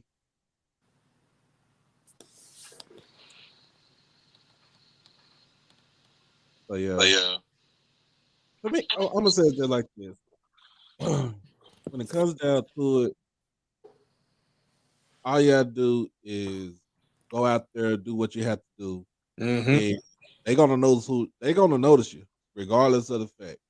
They're gonna notice you. Of course, your play during the season is one big thing right there, but just like Blue said, like say with Aubrey during the interviews, behind the scenes, doing the actual drills at the Senior Bowl, and then what can he do when he have his pro day? What if he does get an invite to the combine? What can he do to solidify his you know what I'm saying, his, I wouldn't even call it ranking, but to solidify his spot to say, I'm going to be either a day 1, a day 2, or a day 3 draft pick. Now, Doc, is he now Aubrey? Is he 4.5 in the 40, 4.6? What is he in the 40? Well, you know, that's gonna be a good question. Yeah. Now we know he's gonna do the 225. You know he's gonna do that 25 times. That's not gonna be a problem. I just want to know what's his flat out speed in the 40. I'll say this. I really do think I just no shot at Aubrey. There's players like this. I think he's a guy who's faster in game, like he's a game speed player, not a test speed player. Like I don't think he's gonna run like a 4.4 or anything like that. Like he's gonna be a guy he's gonna have a respectable time. But when you turn on the film, he clicks in that next level. And there's players like that. Isaiah is going to be someone to look at too. Isaiah was clocked as one of the fastest players this week. Like I think he got clocked at like 20 miles per hour on day 2 I think I heard that. of practice. Like Isaiah can fly. Like Isaiah has a chance to possibly be faster than even Aubrey. The thing with Aubrey, Jackson State had him listed on their website at 6'2". He measured in at 5'11". Like, man, school's got to get so much better at not lying because. But But that's always been a thing that they've done. The SIDs that I knew, they always overinflated their weights. And that's one of the reasons we have to combine to find out the real reason, because they would say that a guy was 300, they put 320, 330. A guy be 6 feet, they put 6'2", 6'3". I could see Aubrey running like a 4.5 though. Somewhere around there. Aubrey played really back when he was in high school too. So yeah, Aubrey wasn't just a linebacker. Aubrey was an athlete. He's fluid. Oh yeah. Can you go to Mississippi Valley State? I got time. He said top HBCU players to watch. That comment. Oh yeah. That list right there, if those are the players that are drafted, I would not be totally surprised. And there's 4 of them? I can't hardly see. Is that 4? 1, 2, 3, 4, 5, 6. I personally think Jadakiss Bonds is a better wide receiver prospect than some of those people on there. Jadakiss Bonds is so I've good. seen him. Yeah. He's a dog, man. If Jadakiss Bonds plays anywhere other than Hampton, right, he has an argument to be like the best FCS prospect. I mean, that kid's ability to, he's just next level. He just played at Hampton where they had no quarterback, and let's be honest. I mean, how many games? Now remember they had Jet Duffy. You remember Jet when he had Jet Duffy with him? That's when I really watched him. He and Jet was something else together. After Jet, I think Jet only played 1 year with Hampton. Yeah. Yeah, how tall is Jadakiss? He's got to be 6'2", 6'3", isn't he? Seems like it. I think. I'm about to say, I'm gonna look it up real quick. I think he's about 6'2", 6'3". If he's standing next to Shaq right here, Shaq is. I'm gonna say yeah, they have. Let's see. He's listed at 6'4", 190. Oh, he's 6'4". Oh, he's taller than I thought. Damn. Oh, he can play. I've seen Jada. Now, I think he came from Virginia Tech, didn't he? Wasn't he a Virginia Tech transfer? I feel like he's. Hang on, let's see. I'm about to go to Hampton's website. I thought he was a transfer from Virginia Tech. No, he played his whole career. He was named the Offensive Player of the Week. with 144 yards and 2 scores against Maine, Hampton. So they've had their eye on him for a while. Yeah. He's a guy. He's been on the watch Yeah. list. Oh, he's definitely a prospect. Now, I'm going to ask y'all this is a question I've been getting a lot from people in inboxes. Who do you guys think is going to be the first HBCU player drafted? The census I'm getting is Mark Evans. I don't know if I'm wrong, but I've been hearing his name a lot. No question. I'll lose money if he's not the first one. I'll bet anybody. Man, Mark Evans is that guy. I'm an offensive line guy though, so I might be fanboying a little bit. But man, watching his film makes me so happy. Watching his film just makes my heart happy, man. He is so technically sound. And me and G from Draft HBCU talked about it last time we were together, man. He is just if you want to see, if you have a young kid who wants to play offensive line, Cody Malk and Mark Evans are the two film I need you to put on for your kid, because that is who you need to emulate. Man. Yeah, he's what's the next thing we need to talk about? What's up, y'all? What's going on, Randy? What's happening? What's going on, man? Hey, nothing. What you got going on, man? Not much, man. I just had a question about the South Carolina receiver. Like, I heard something like, he was dropping passes and stuff. Like, was that an issue before? I mean, every time I saw him, what's his name? Zach Davis? Yeah, he's a dog. Yes, he is. I didn't hear any, like, because I talked to the Draft HBCU guys at the Shrine Bowl. I didn't hear any drop pass complaints. I heard the one thing he needs to work on, which is weird. I don't know what he might decide I had a good week with it, is that he was a little inconsistent on his route running deep. That's what I heard too. Yeah, that happens though, because anyone who watches football, if you're confident in your ability to win one-on-ones, you get a little sloppy with your route running at the top of your route, because you can win high point in the football. But they said, man, he was killing people in the short to intermediate game in terms of slants, comebacks, things like that. And I mean, he was just eating people alive. So I haven't heard any of the drop concerns. I'll reach back out to some people who are at the Shrine Bowl, but that's the first time I've ever heard of that. Okay. Listen, if he was in Atlanta, he'd be the second best wide receiver after Drake London. He's better than any wide receiver we have. Okay. All right, Randy. I'm gonna bring you back up later on, man. All right, brother. All right.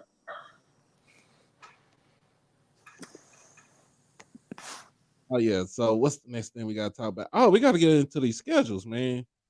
Oh boy. These schedules. You got the schedules. You gotta get to these schedules. Okay, who we starting with? The school that's pissed off is FAMU people. They are Let's mad. go with FAMU first, FAMU because we people got are mad.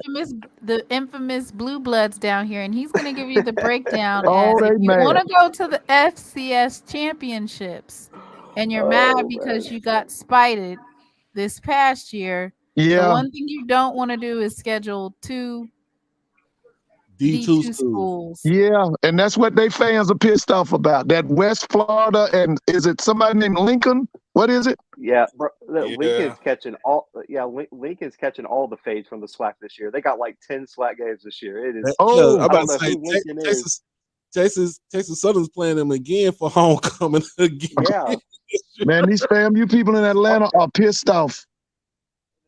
They are so upset. Go to FAMU, Simona, because man, now don't get me wrong. West Florida, I could say yes, you could put them on there. Put it up there. West Florida is there are not no slouches in D2. No, yeah, they won the Division II championship 2 years ago or 3 years ago? 2 years ago. More reason not 2019. That's even more reason to not, because what if you go there and you lose? Like, they coming to Tallahassee. Yeah, they coming to Tallahassee, and so is Lincoln. Lincoln is coming to Tallahassee. That's my biggest thing. Okay, here's how I feel about it. And then I got to run in just a minute, but my biggest thing is like, one, I get it. You Celebration Bowl first. playoffs is a consolation prize. I think everyone agrees on that. No one's arguing. No one's mad. Do your Right. thing. But if you lose to Jackson State and you don't get into the playoffs at 9-2, I don't want to hear a single complaint. I don't want to see a single tweet. I don't want to hear Willie Simmons breathe in the direction of a press conference mic. You have no room to talk. Just pack your bags after the Orange Blossom Classic, and you're going to pack up after the Florida Classic and go home. I don't want to hear a single peep from anybody. It's just, and the bad part is like you schedule West Florida, man. If they beat FAMU, do you know how dumb that's going to look? Yeah. It's going crazy. Now, Blue, they alums are upset now. The ones in Atlanta are very upset about it. I'm serious. They are very upset about that schedule. My thing is I've had a few FAMU fans pissed because I tweeted out, the problem won't make the playoffs because we play a D2 solution, schedule more D2s. I got a lot of FAMU fans pissed at me for that tweet. That is what it is. But my biggest thing is just like here's their excuse is that nobody wants to come play FAM and brag. I refuse, unless someone sends me proof, I refuse to believe it. Alcorn can get multiple teams to agree to home and homes and play in Lorman, Mississippi, but you can't get people to come to Tallahassee Florida, and brag. Come on. Yeah. And then they're like, well, Alcorn's not very good. No one wants to play in brag because we're too good. But North Dakota State, South Dakota State, Montana State, all these championship teams can get people to sign up to come play them at home. Listen, whatever the excuse is, there's zero logic to it because it makes zero sense. Like no one's ducking FAMU because they're terrified to play them.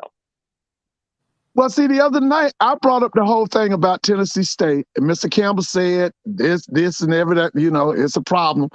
But talking to the FAMU alums, they want Tennessee State on that schedule.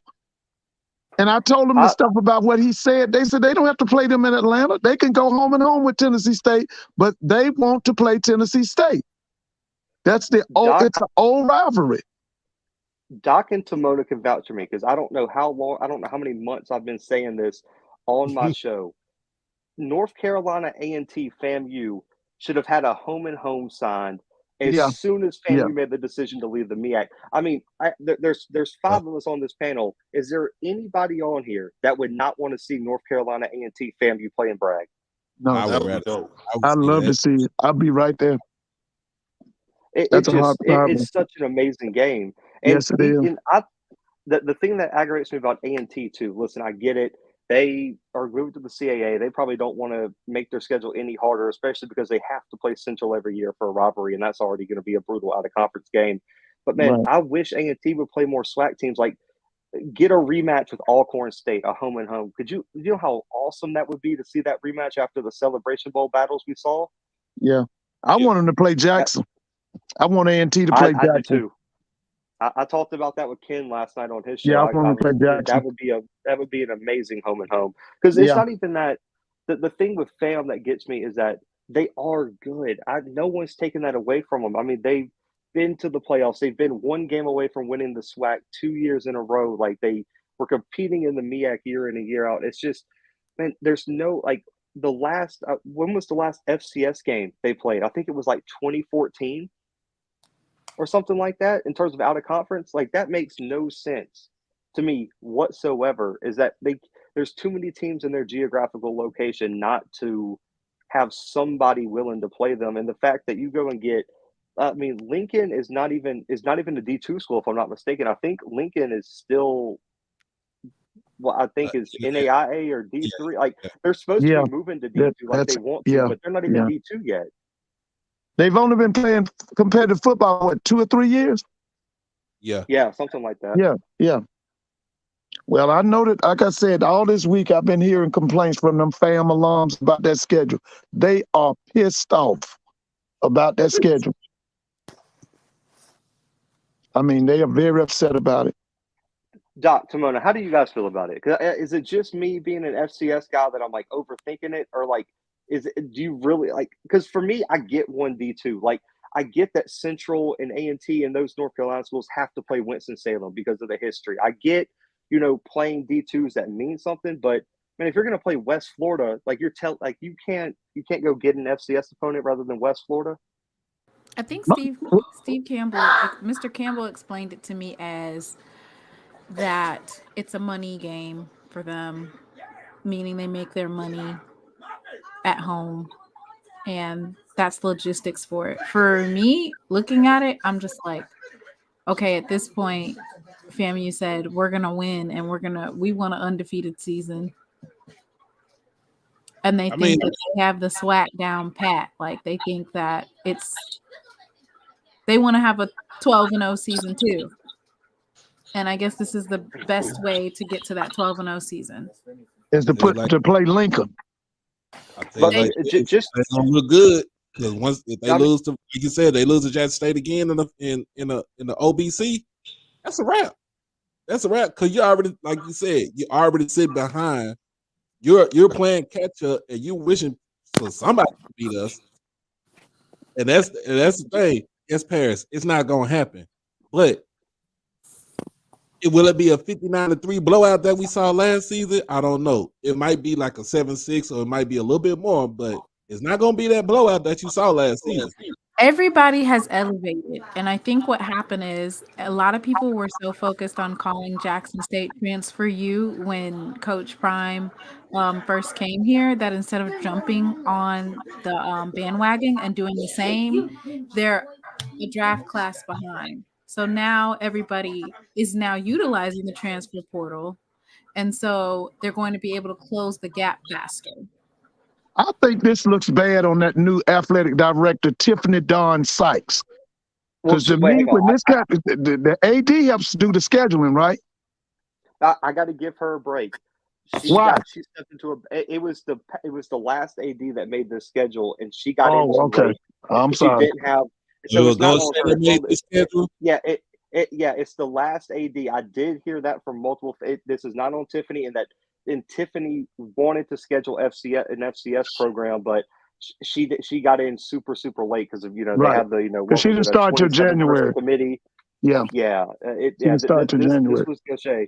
But for Lincoln, just so people have an idea, last year they played Texas A&M Commerce, it was their first year in the FCS, lost 52-7. They played a D2 school in Grand Valley, lost 66-7. Played St. Thomas, the D3 school who jumped to FCS last year. They lost to them 43-6. They lost to Texas Southern 37-2, and Southern Utah beat them 55-0. They're the new Virginia Lynchburg. That's what they are. Let me say this before I roll out, man. This has been a very productive conversation. FAMU, my thing with FAMU, they can't hinge on the SWAC in the past 2 years, where if let's say hypothetically they beat Jackson, it's not a guarantee you can go undefeated in this coming year's SWAC. The rosters are much improved. The play calling, expect improvement. So it's really difficult to say anybody's going undefeated just yet. Or just to hinge on that, man. It's going to be some good football left. And you don't want to make a schedule to say, oh, this will help us be undefeated because all we got to do is beat Jackson State. Nah, it's not that easy. There's other teams out there that may be better than what we're saying. Look at Alcorn State. They got a quarterback who's talented. They got an upgraded roster. No one's talking about them. Prairie View's better. Yeah, and they added Caleb Johnson. Yeah, and that's a match made in heaven because Prairie View and Southern better be better, or Dooley gonna be looking for a job. They better be better. I'm telling you now, he better be better. Because ain't nobody going for that mess he did last year. Hey, Mr. Ford, I'm gonna talk about that West Florida team. They did Marcus Stokes. Willie better beat that way. He gonna be on the hot seat. They just picked it up. He ain't had no other choice but to go to D2. Nobody didn't want him. And he was a 4-star. He was 4-star. They do have a new coach, though. I will say that. I want to see what they look like with the new coach because Pete Shinnick, who was the coach that they've had for the entire history of the program, who led them to 2 national title appearances and a national title win, he's the new head coach at Townsend now in the CAA. And so they did, and he took a lot of the staff with him. So there could be some turnover because it is really hard if you've had one coach, one staff since the time your program was started. This is the first ever coaching change that programs ever went through. So it could be a little bit harder to adjust because, I mean, listen, they've never had to experience it. So I would say I do want to see what West Florida looks like this year. And I'm very, very curious because that's a program that I think is on the trajectory to make the jump from D2 to FCS soon. I want to know from Kofi why they loading up with all these cupcakes. What's the reason for that? Now you better than that. This FAMU is one of the most storied HBCU programs in America, and you playing Lincoln and West Florida. What you doing here? Somebody need to call Kofi. Willie Simmons responded to like all the tweets about it.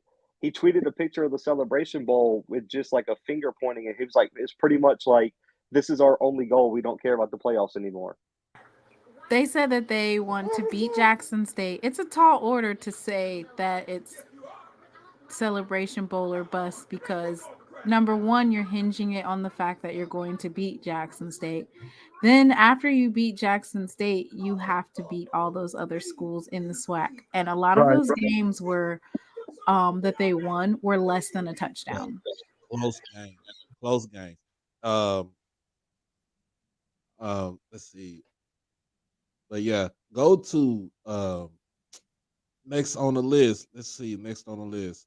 Go to Prairie View's schedule. See if they got their schedule up. I don't know if they had it up, but I know majority of the schools in the SWAC released their schedules. I think Wednesday. everybody did.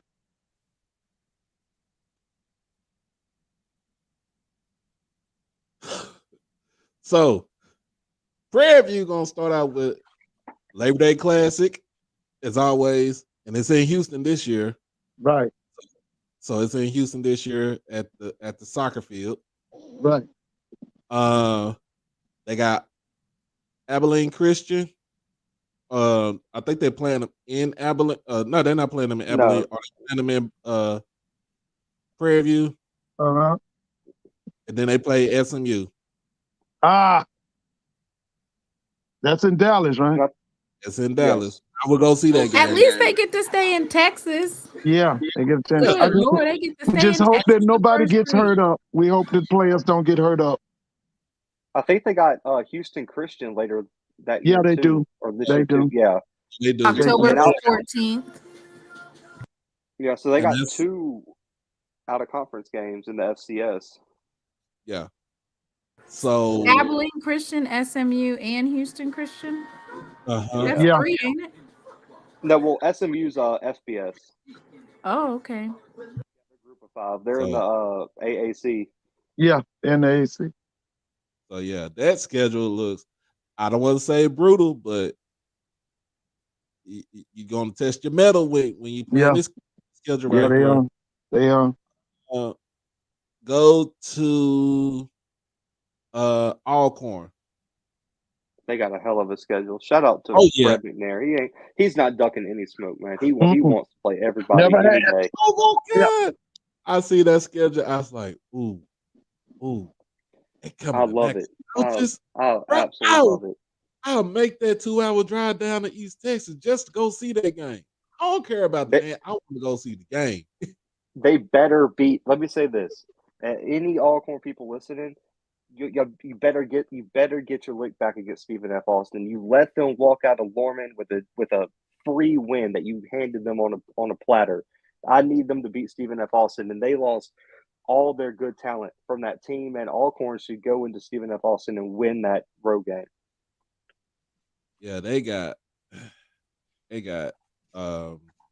first game of the season against Southern Miss. Then you got Stephen F. Austin, and then you got McNeese State. So you pretty much running it back what you had from last season, except for that. Yeah. Southern Miss. That's all you doing. They flipped the home and homes because all it was them finishing out their contracts. Right. Mm-hmm. And they drew Alabama State on the road, which is a tough, cross division game because it's tough to go play in Montgomery, man. You say what you want, but I mean, listen, that stadium's legit.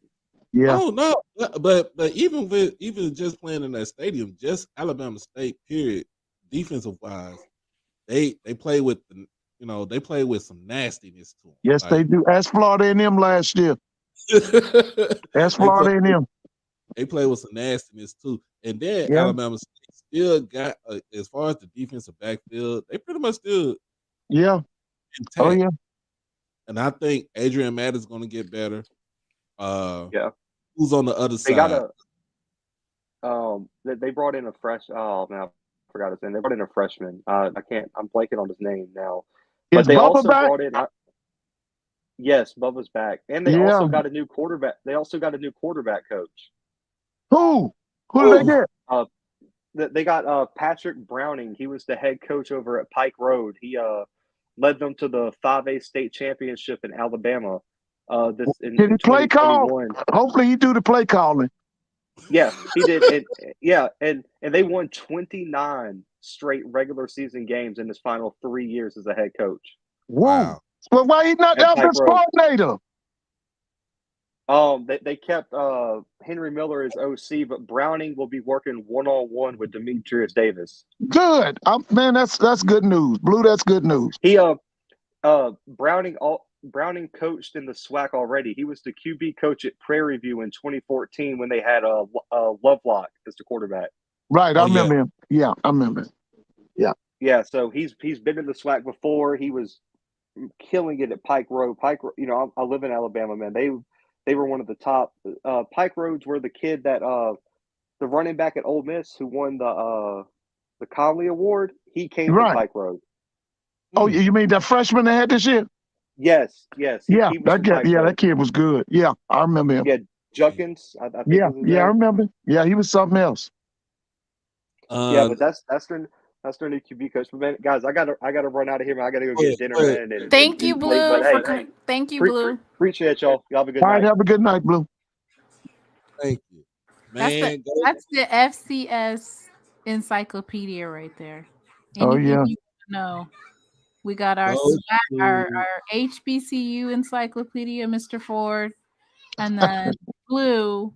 That is the FCS. If you want to know anything, even FBS, he is a book.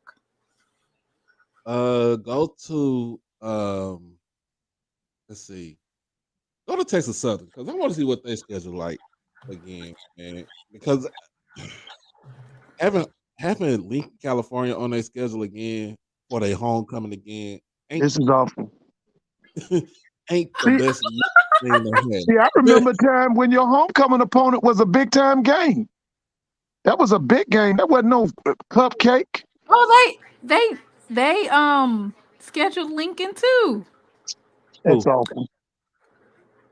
They scheduled Texas Southern. That's not fair to the fans. It's not fair to the fans. They're gonna be and then they play their game at Alexander Durley Stadium too. That's on campus. That's on campus. So it's really not a big game. So like if it was a big game, that thing would have been over at the at the soccer field. At the soccer field.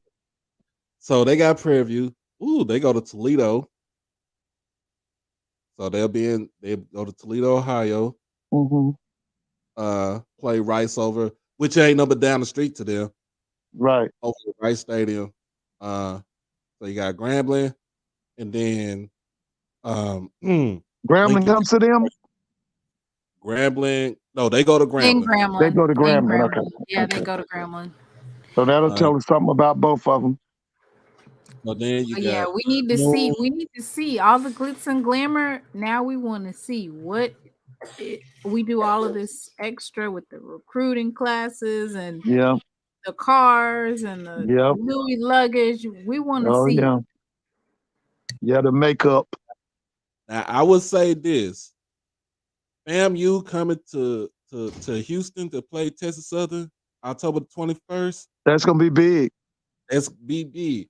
That's gonna be big. Out that stadium for FAMU. If you did it for Jackson, do it for FAMU too. That's gonna be. And listen, FAMU has a lot of alums in Houston. They have a lot of them. It's a lot of people from that are FAMU graduates in Houston, Texas. Emmett Jones said every school is starting off 1 and 2. Who? Who? Not Jackson State. So there you got. Go down, keep going down. They got Southern, in Baton Oh, Rouge. that's a biggie. That's a biggie. They go to Baton Rouge. Go to Baton Rouge. Oh, that's gonna be a big game.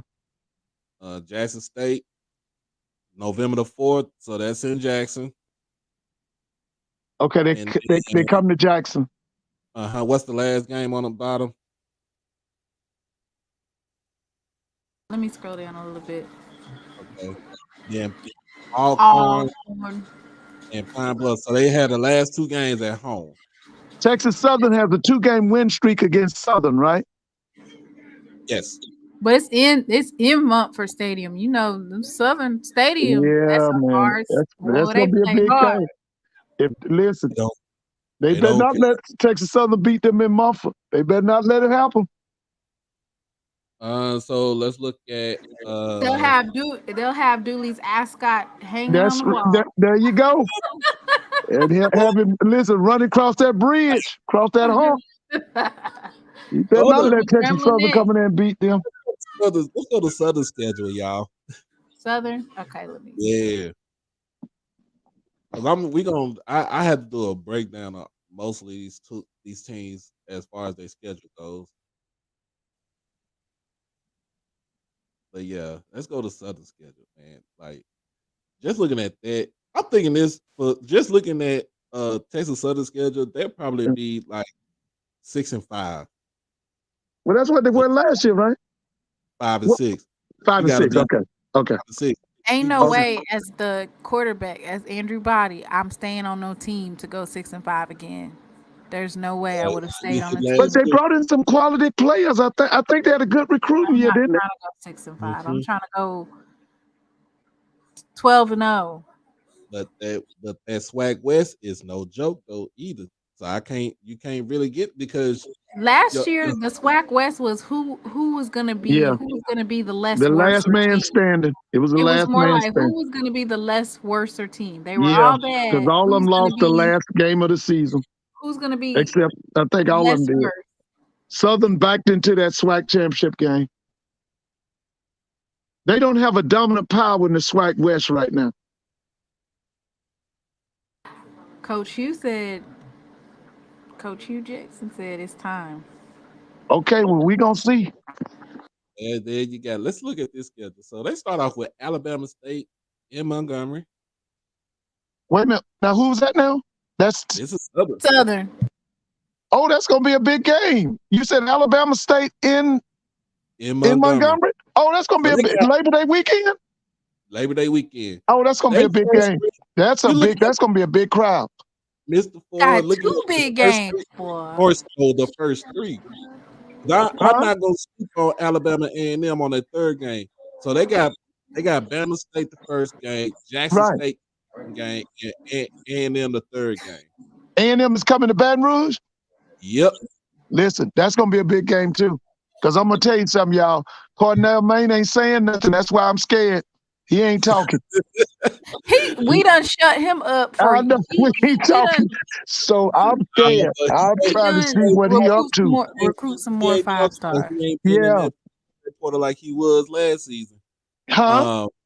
He ain't in that transfer portal like he was last season. But I think he had a good recruiting year, didn't he? This year, yeah. He had one Wednesday. He had a good recruiting year on Wednesday. But you know, Cornell's program is based on the quarterback. If he doesn't have a big-time quarterback, they program don't roll. They always have to have a big-time quarterback. So then you got Pine Bluff. So they go to Pine Bluff. And then you got FAMU coming to Montfort. That's a biggie. And then they playing Lincoln, California. So, wait a minute. What's the date of the FAMU Southern? FAMU Southern, October the 7th. Oh, that's a big game. That could be close to a sellout. That's in Southern too. Southern, how many damn games do they got at home? Good Lord. 1, 2, 3, 4, 5, 6. They got 6 home games. Well, that's smart, isn't it? That's money.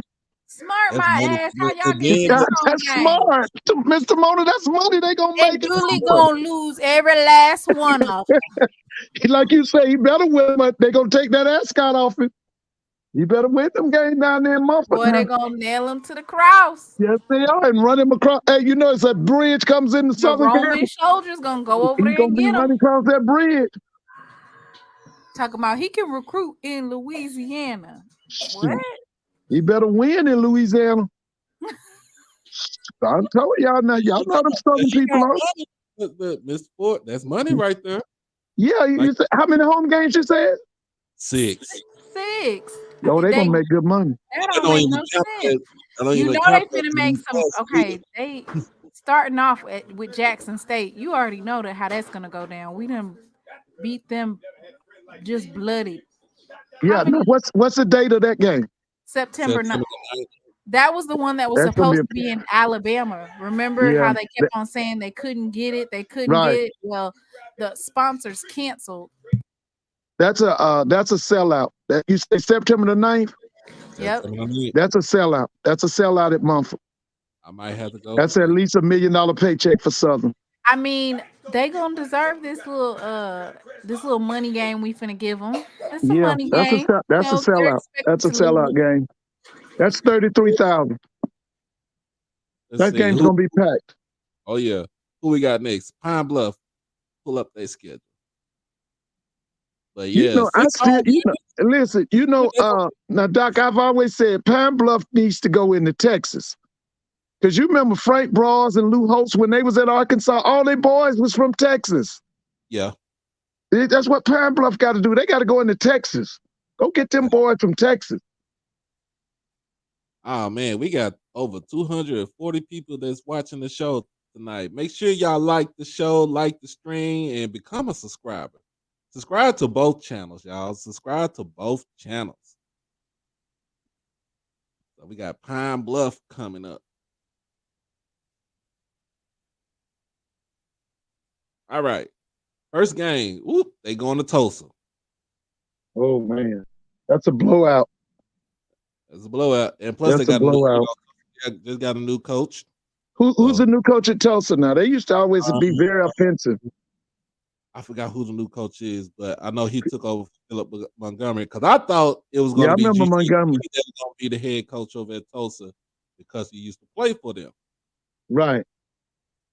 You got Tennessee State over in Memphis, so that's the Southern Heritage Classic right there. They get beat.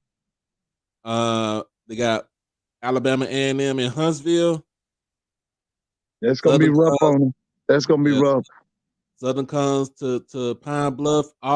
Southern, Alcorn, and Jackson State make a whole 3. They have a run at in Pine Bluff. So this should make them. Wait a minute. You said Southern, Jackson, and who was the other one? And Alcorn. They should make some money. Those should be good crowds. And then Graham to go to Pine Bluff too this year. Listen, they should make some money. So how many did that stadium hold? About 20,000? What's that stadium hold? 10,000. 15,000? 10. They should have took Southern.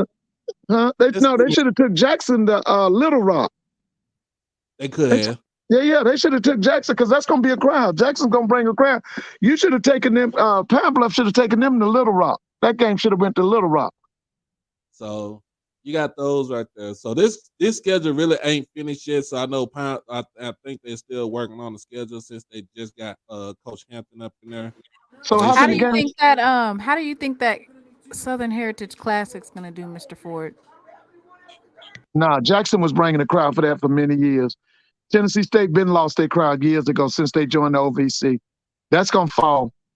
That's gonna fall because Jackson was bringing the crowd. UAPB is gonna move the JSU game to St. Louis. Which one?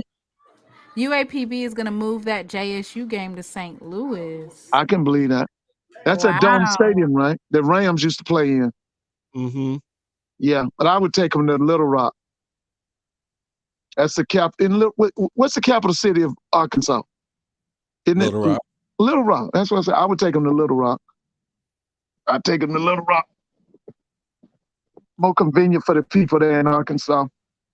Then you got. Let's go to. I think we the only ones that don't got more than 4 home games. Everybody else got a whole bunch of home games, and I don't know how I feel about that. I like home Arkansas games. Five Up, they got 5. They playing Central Arkansas. Central too. Arkansas Bears. How many does FAMU have? Oh, let me Man, see. you look like they had like 5. 4? They had 5? I think they had like 5. Because I know you said Alabama State. You said Prairie View. You said that Lincoln. West Florida, Alabama West Florida. State, Prairie View, that's Uh-huh. 3. Lincoln is 4. And then of course they still like they said that they wanted to move to the SWAC so they didn't have to travel as much. They got so much stuff in Florida, it'll make your head spin. Well, Jackson you know State. what though? Them schools, Mr. Moore, them schools you just call out, that ain't nothing to be excited about, other than that Alabama State and maybe Prairie View. I can see why they mad, because you just called out them 4 schools. That's not nothing to be happy about. The Alabama State game is worth going to see, and then Prairie View is a homecoming, right? Is that what you're saying? Yeah, Prairie View is homecoming. Yeah. Yeah, that's about all. Other than them 2 games there, they ain't got nothing to look forward to.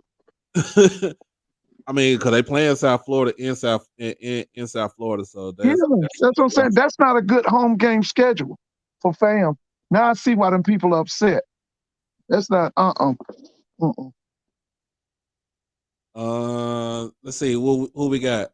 Next on the schedule is Bethune. Let's see what Bethune Cookman working with.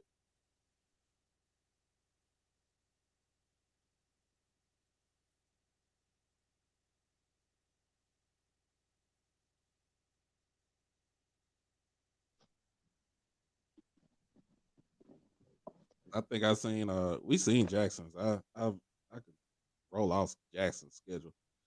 Woo! Ain't looking too pretty, Mr. Ford over here. What I can't see on my little phone. Who's the first home game? First home game is in Memphis. Against who? The Memphis Tigers.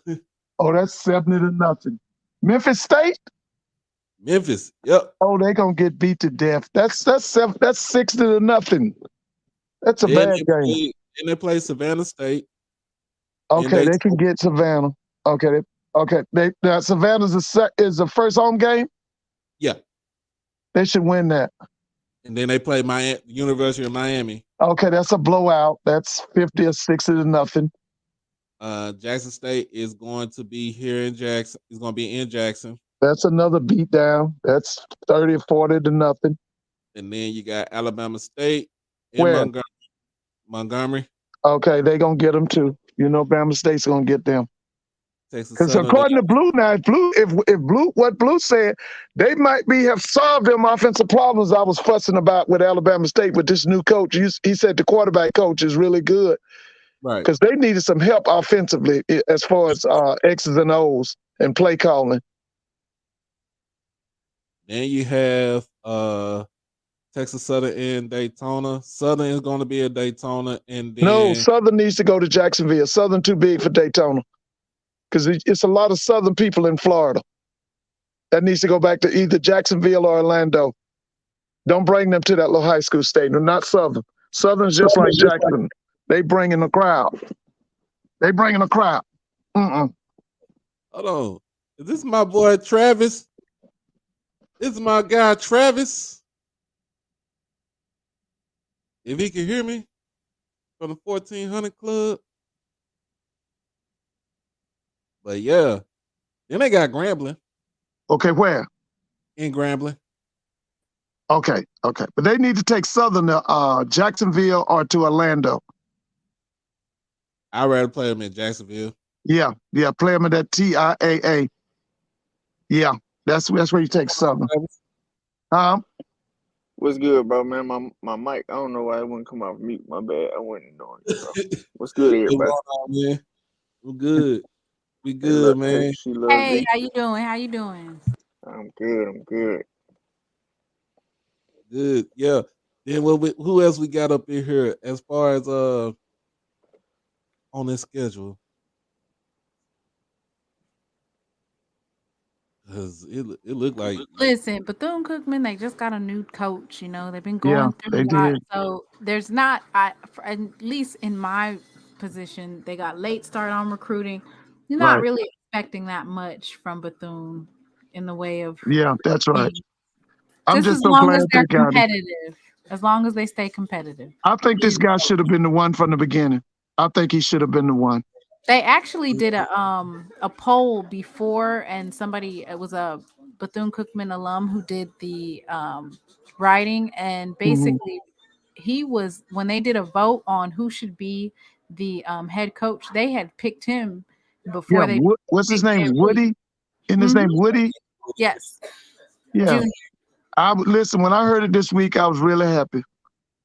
Because it's It's stability now. gonna be Let's a move rough first on. year for him. Huh?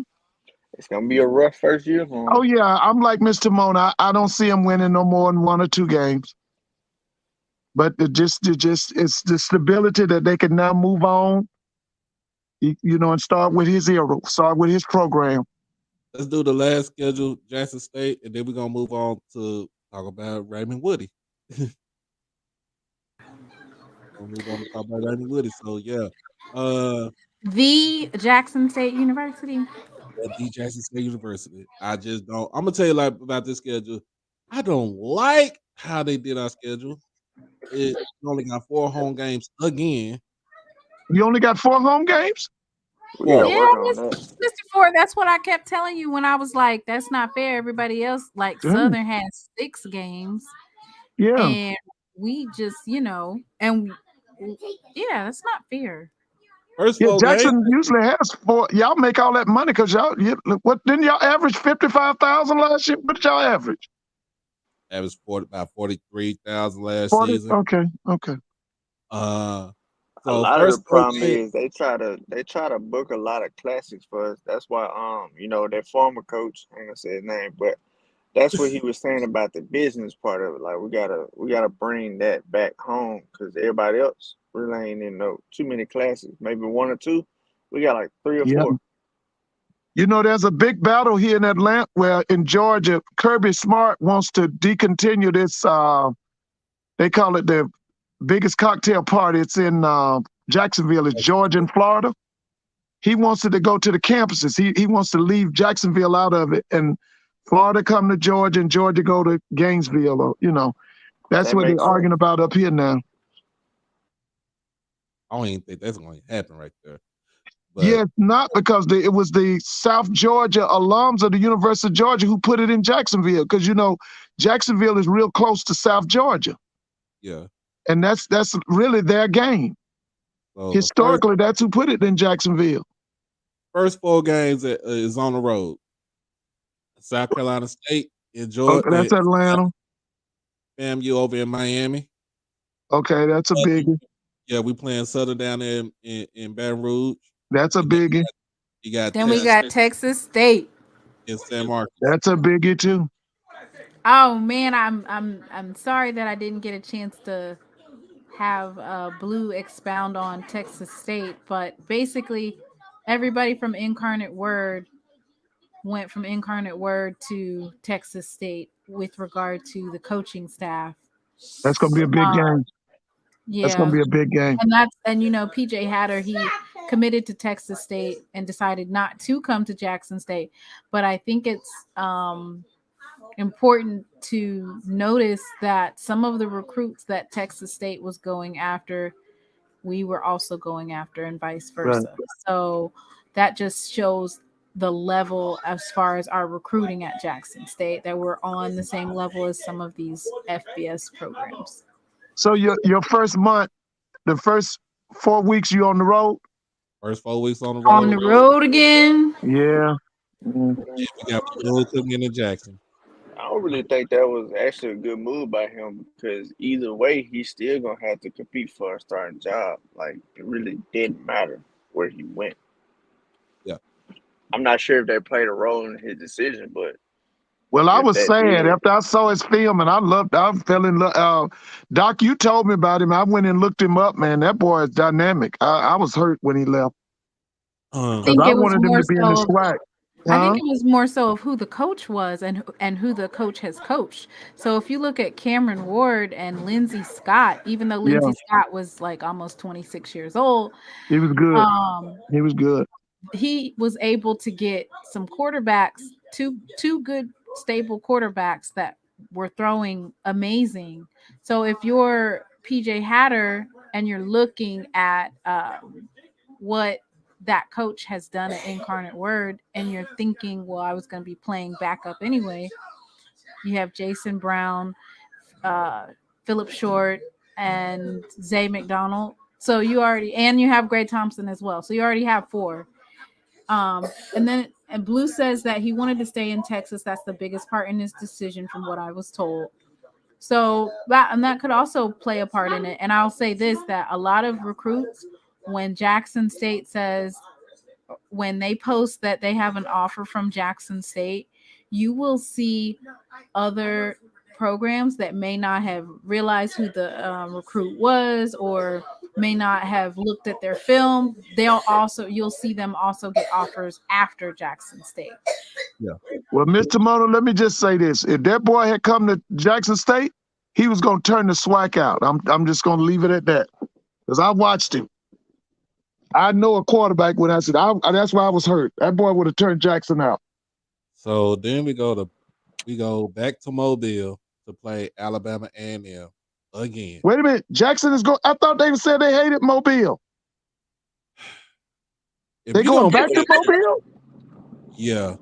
If you're going to play all that complaining about Mobile, they said the stadium was raggedy. And I thought that was Montgomery. Yeah. No, they was talking about Mobile. Mobile, where they was just playing the Senior Bowl? No. Now, that one is at South Alabama. I'm talking about Ladd People's Stadium, isn't it? Mm-hmm. Oh, yeah? Yeah, they was complaining. It was all kind of complaining. They said they hated the stadium. They hated the neighborhood, and everything was bad. I'm surprised they went back down there. Then we got homecoming against Alabama State. Oh, that's going to be a biggie. That's so Eddie Robinson Jr. got his wish. Yeah. Who is SWAC? If I ain't SWAC, right, baby. Now what do you think got to say? Who is that's SWAC? Right. If Coach T.C. Taylor ain't SWAC? Who there you go, baby. SWAC, you know, baby. Who is? Then we got Valley. Who got whooped? Pretty much. Then we got Valley up in Itabena. So okay. It's always a tough place to play because the field is the 12th man. Yeah. Regardless of who you is. They go out there and they play. That defensive line is no joke for Valley, y'all. Right. Lord, we gotta go to Itabena, Mississippi. Mm-hmm. Hey, Doc, I think it'd be interesting. Wade, I'm rooting for you. You know, it don't matter really what Valley record has always been. They always get up to play Jackson State. And yeah, they do. Part of that being their coach, with him not being there, I'm interested to see how that works. So they always play hard for their former coach. So we'll see.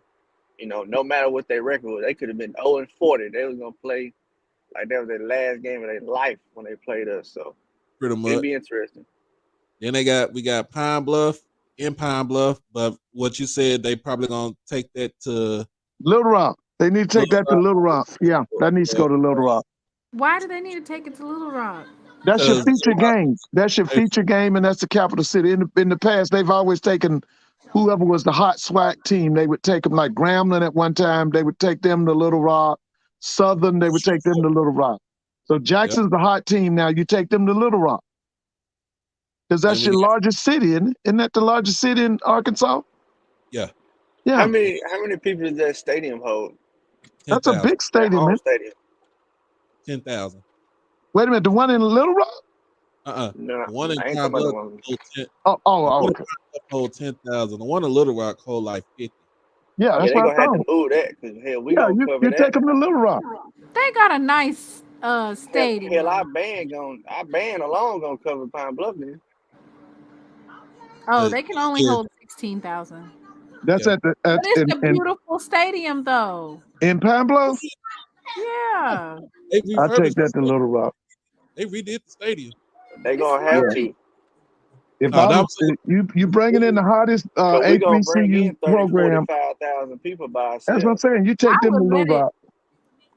You got you know what, 5,000 in hey, the Trav, band. you remember Trav, you old enough. Remember that's how we did. That's how they did Valley when they played Jackson.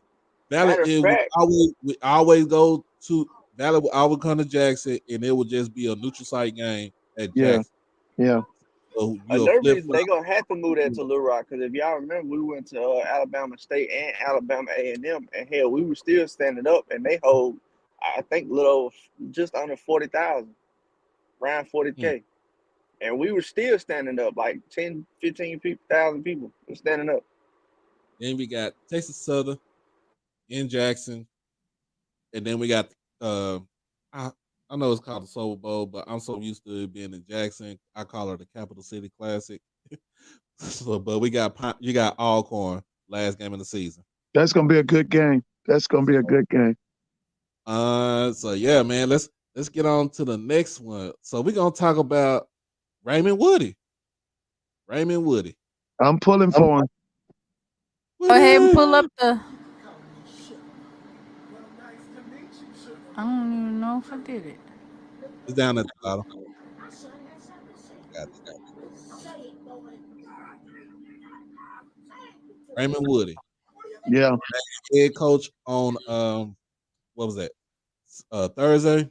Right. Was it? Yeah, it was Thursday. Thursday, And so now Raymond Woody is Willie Taggart's homeboy. Yeah. I'm saying homeboy, like everywhere Willie Taggart was at. Yeah, he goes right there with him. Yeah, that's right. And the thing about Raymond Woody, is he's gonna bring, to me, the thing is he's gonna bring some sort of stability. Yeah. With being a coach. Yeah. Can he recruit? From what I heard, he can recruit. Right. He can recruit. Because don't get me wrong, where was Willie at? Florida State, South Florida, Oregon, FA, Florida Atlantic, Oregon. Yeah. Wasn't he at Western Kentucky at one time? He had to be at Western Kentucky. Because that's where he was a quarterback at Western Kentucky. I definitely want to see Woody do good. That's going to be a good thing for a homegrown. Just like we got TC, a homegrown alum building up that school. That's definitely going to be. And he got deep roots in Florida, so I ain't going to say it'll probably take him a couple of years to get up there with FAMU, start taking their recruits, but he got a hell of a chance starting off. Well, listen, it's over 21 million people in Florida. He can find some athletes. Believe me. Oh, yeah, no doubt. Here's the if thing, right? Here's the question right here. And this is coming from DJ Gemini 504. He is a yes man. Where are y'all getting this from that he's a yes man? And now he's that's some off script stuff, right? That's that off script stuff. Hey, Doc, that's that off script stuff, right? He said they say he's a yes man. You don't know if he's there you go. Oh, that name. We don't know if he's a yes man. We don't know if he's a yes man. We won't know. I remember when off script said that Eddie Robinson, who had played at Alabama State, was on the Houston Markham, played for the Houston Oilers, was in the Super Bowl. According to him, he didn't know nothing, and he was a real estate agent. Do you remember that? Yep. Okay. Consider I don't even know why y'all listen to that guy anymore. That's what I'm saying. I don't listen. Consider the source. I'm telling you. I mean, when a person has the ability to mold their own program the way they want to, hire who they want to for their program, then I mean, I never hear anybody call Andre Hart a yes man, and he done followed Prime from high school on over to Jackson State on over to Colorado. You don't never hear nobody say that he's a yes man. Y'all gotta stop with this disrespect. I'll script me change his name from off script to brain off. because he ain't got no damn sense. It's fake news, man. Yeah. My whole thing is, Y'all Congratulations. remember off script was the same one who said Coach Prime wasn't gonna win. I was like, you gotta be a damn fool to think he's not gonna win something. I remember when he said that he wanted the quarterback of the Carolina Panthers to be the coach at North Carolina A&T, Cam Newton. You remember that, Doc? yeah, I remember that. He said no, he didn't want Brown. He wanted Cam Newton. Well, Brown. one thing's for certain, all eyes are on Bethune-Cookman, and I'm sure that the alumni has been rejuvenated as far as making sure that the players have everything that they need. Right. And then Raymond Woody, with the support of the alumni, I don't see any reason why he wouldn't have the full support. Right. In order to turn that program around. And like I said, no one's expecting for him to go 6-5 his first season. That's right. But the fact that he was willing to take this job, even after he was turned down, because he showed interest, and Bethune-Cookman decided to go with Ed Reed before the whole debacle. Right. So then Bethune-Cookman had to save face and say, you know what, we were wrong, and we should have never have offered that to Ed Reed, because Ed Reed is not a Dion Sanders. Now, so, Doc, how old is Woody? He has to be in his 40s because he had to, he's in his late 40s. He played at Bethune from 92 to 95. My whole thing is he played for Shine. Yeah, he played for Wyatt. Yeah, so here's my whole y'all.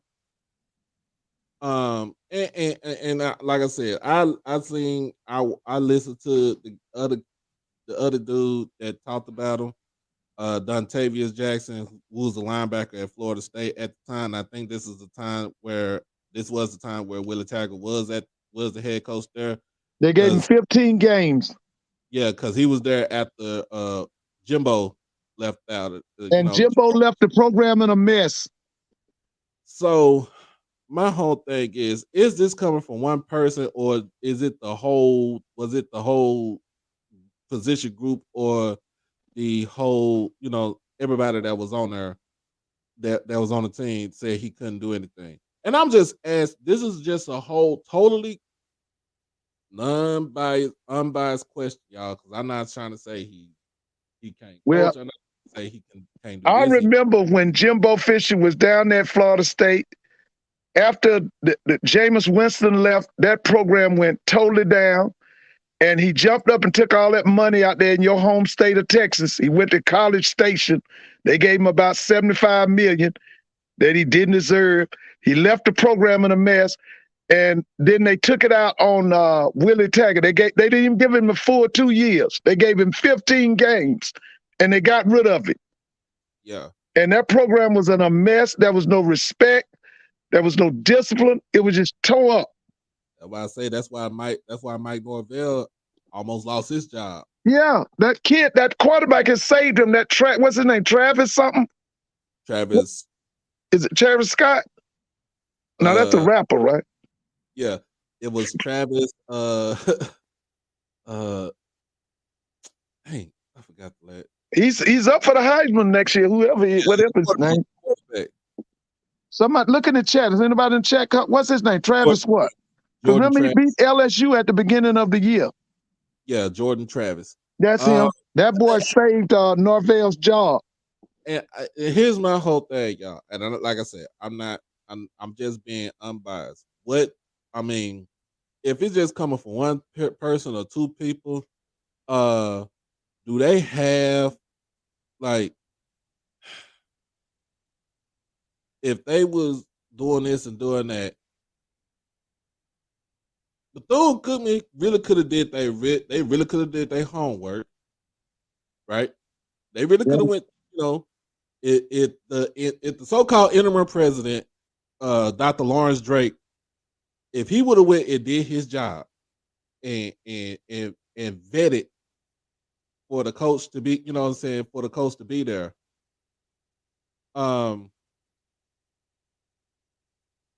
he would have known if some of this stuff was true or not. That's all I'm saying. That's all I'm saying. This This is all I'm saying. Yeah, but Doc, they call it benign neglect. That's when the people at the top are not doing their job. They don't care. And that's what Bethune was suffering from, benign neglect. Some people call it malfeasance. How you Right. going to have your kids, your students living in mold and talking about mold on their helmet? I was always told mold will kill you. It will kill you. That's what I'm saying. I mean, that's benign neglect. That's malfeasance. To me, it's criminal what the administration did. Well, I'm gonna tell you like this, Mr. Ford. Everybody else, all I know is he's the head coach. Yeah, and I'm happy because I think that's stability. And listen, I'm pulling for him. I'm pulling for him. And if I'm a lot of people are pulling, and it's not even the alumni approve this, and so Yeah. I think it's important that when you're going from a big debacle like that, especially with the celebrity coach and everything that Right. was going on, that you do get back to those roots where, you know, he has a lot of experience in the coaching versus what you would say for Ed Reed. You can be the best at your position. That doesn't mean that you're going to be a good coach. Ask And Jerry West. he was a linebacker and safety for the Wildcats from 1992 to 1995. Yeah, In so he his played for final Sharon. 2 collegiate seasons, he was All-American and earned first-team All-MEAC honors. Mm-hmm. He began his coaching career at a high school level and spent 13 seasons as a coach at Bayshore High School and Palmetto High School in Florida. I heard of Palmetto. Mm-hmm. 2010, he joined Willie Taggart's staff at Western Kentucky University as a defense assistant. And then he stuck with Taggart and he went to South Florida, Oregon, Florida State, and most recently Florida Atlantic. Right. In That's 2017, 247 Sports ranked him as the top recruiter in the Pac-12 conference. Whoa. The following season, they slotted him as the second best recruiter in the ACC. His 3-year stint as associate head coach, outside linebacker coach, and recruiting coordinator at FAU concluded in November when Taggart was let go as the program's head coach. Right. And as you know, Willie Taggart went to Colorado, I believe, to be some type of analyst or something like that. Right. So don't sleep on him. He knows how to recruit. Right. And with all of the bad press that Bethune got, I'm most certain that they're going to turn the program around, and he'll be able to say, number one, it's Florida. Right. Number one, you're right next to the beach. Yep. So that in and of itself is a recruiting tool. Yes. When you say that. And obviously he's good at recruiting at the FBS level. And then obviously he has some, when we talk about coaching trees and the ability to recruit, he has some hotbeds in Florida where he was a coach. Yeah. He has some hotbed relationships in the Pac-12 and in the ACC or the AAC. So it looks like this is a good overall pick. It will be interesting to see who he tags for his football staff. Like, who does he bring in with him? Right. So I'm excited. We talked about, it's funny because when we were talking about Ed Reed, we were talking about how we were excited because he was a Hall of Famer and we're interested to see what type of resources he can bring. But today, when we talk and speak of Raymond Woody, we're speaking of his experience as a coach and what he can bring as far as recruiting. I'm excited. Hey, Doc, you ever heard, I love Bethune Cookman's fight song. Oh, yeah. You ever heard the band play that fight song? I love that. Oh, yeah. Me being a band head. Yeah. I like their song too. I like it too. I like their fight song. With it sometimes. And the funny thing is they was on a video game and everything. So if he's got a sound staff, it's not going to take him that long to turn it around. Because, like I said, it's so many. Like Mr. Mona just said about the hotbed. Florida is a hotbed. It's Right. 21 million people of a hotbed because you got them super athletes in South Florida, Central Florida. You got that part over there called the Panhandle, and then you got the Big Bend area, the Tallahassee area, the Jacksonville area. Nothing but just super athletes. I don't think if he puts together a good staff, it's not going to take him that long. I don't think he'll do nothing this coming year. But it's not going to take them that long because it's a lot of boys in Florida now. I don't know why people were saying, "Oh, nobody will ever go to the game." Oh, that's it. Yeah. That'll get me hyped.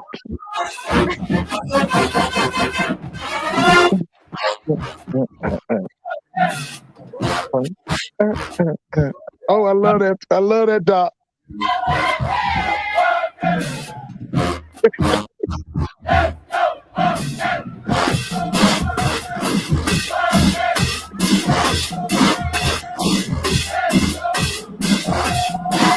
needs to remind them.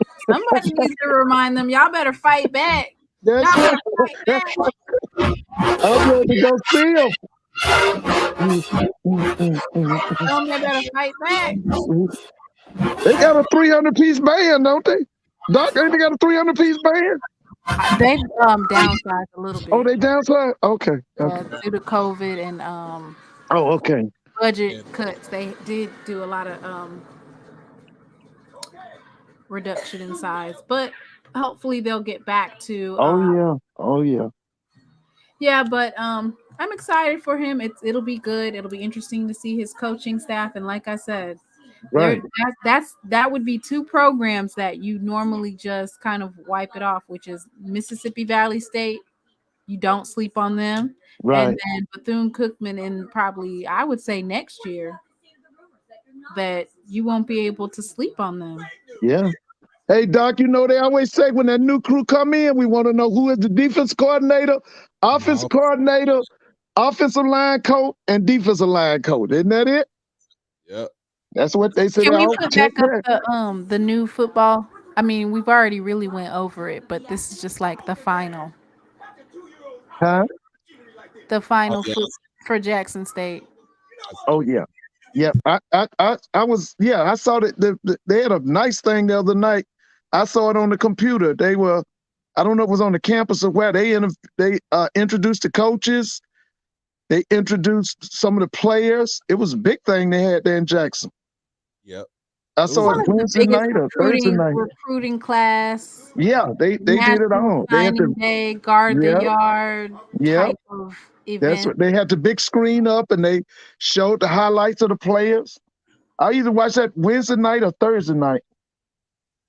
So okay. So I'm gonna say this and I'll be quiet, y'all, about Bethune Cookman.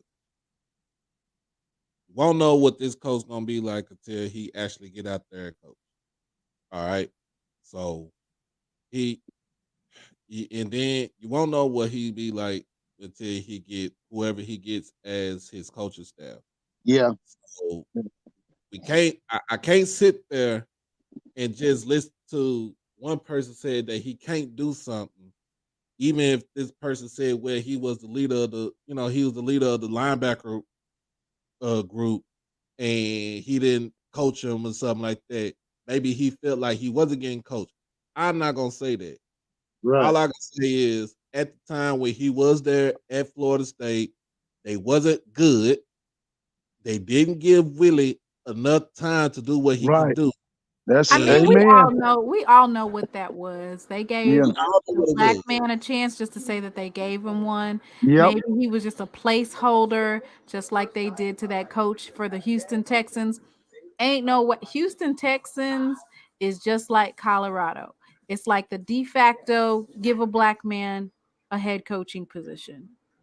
So that's all I'm saying. I'm not saying anything bad. That's what I said. I'm doing unbiased. That's the whole thing. I got to be unbiased about a lot of stuff because I'm just not gonna go in there until I actually see it in the game.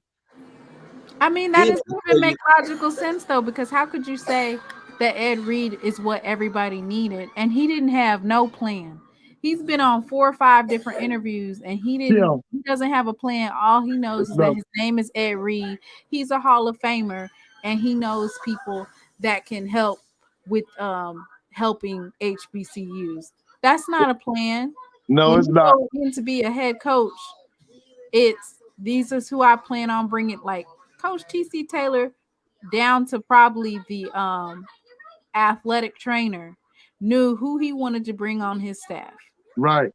Yes, he did. He Lauren showed that the other just night. went to Colorado. Do you not think that he already had an athletic trainer? He had somebody tabbed for each and every position. Yep, he did.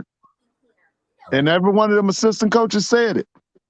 He called them immediately. As soon as he got the job, he started making calls. He probably actually called them beforehand and let them know, Yeah, hey, probably did. I'm in line.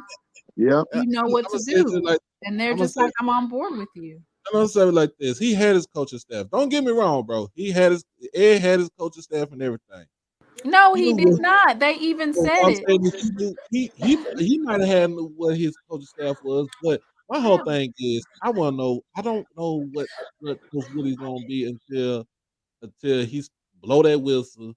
They go out there and do what they got to do. Like I said, but before he even blow that whistle, who he gonna get as his OC, his DC, his D line, O line, and everything else. We won't know anything about Coach Woody or what he does until he gets his staff together, until he gets his players together, because now you got a turnover because you got Terry Sims, old players. Now you're going to bring in your players. You know all what I'm I saying? know is I seen on Bethune Cookman's website on signing day, I saw them sign multiple people.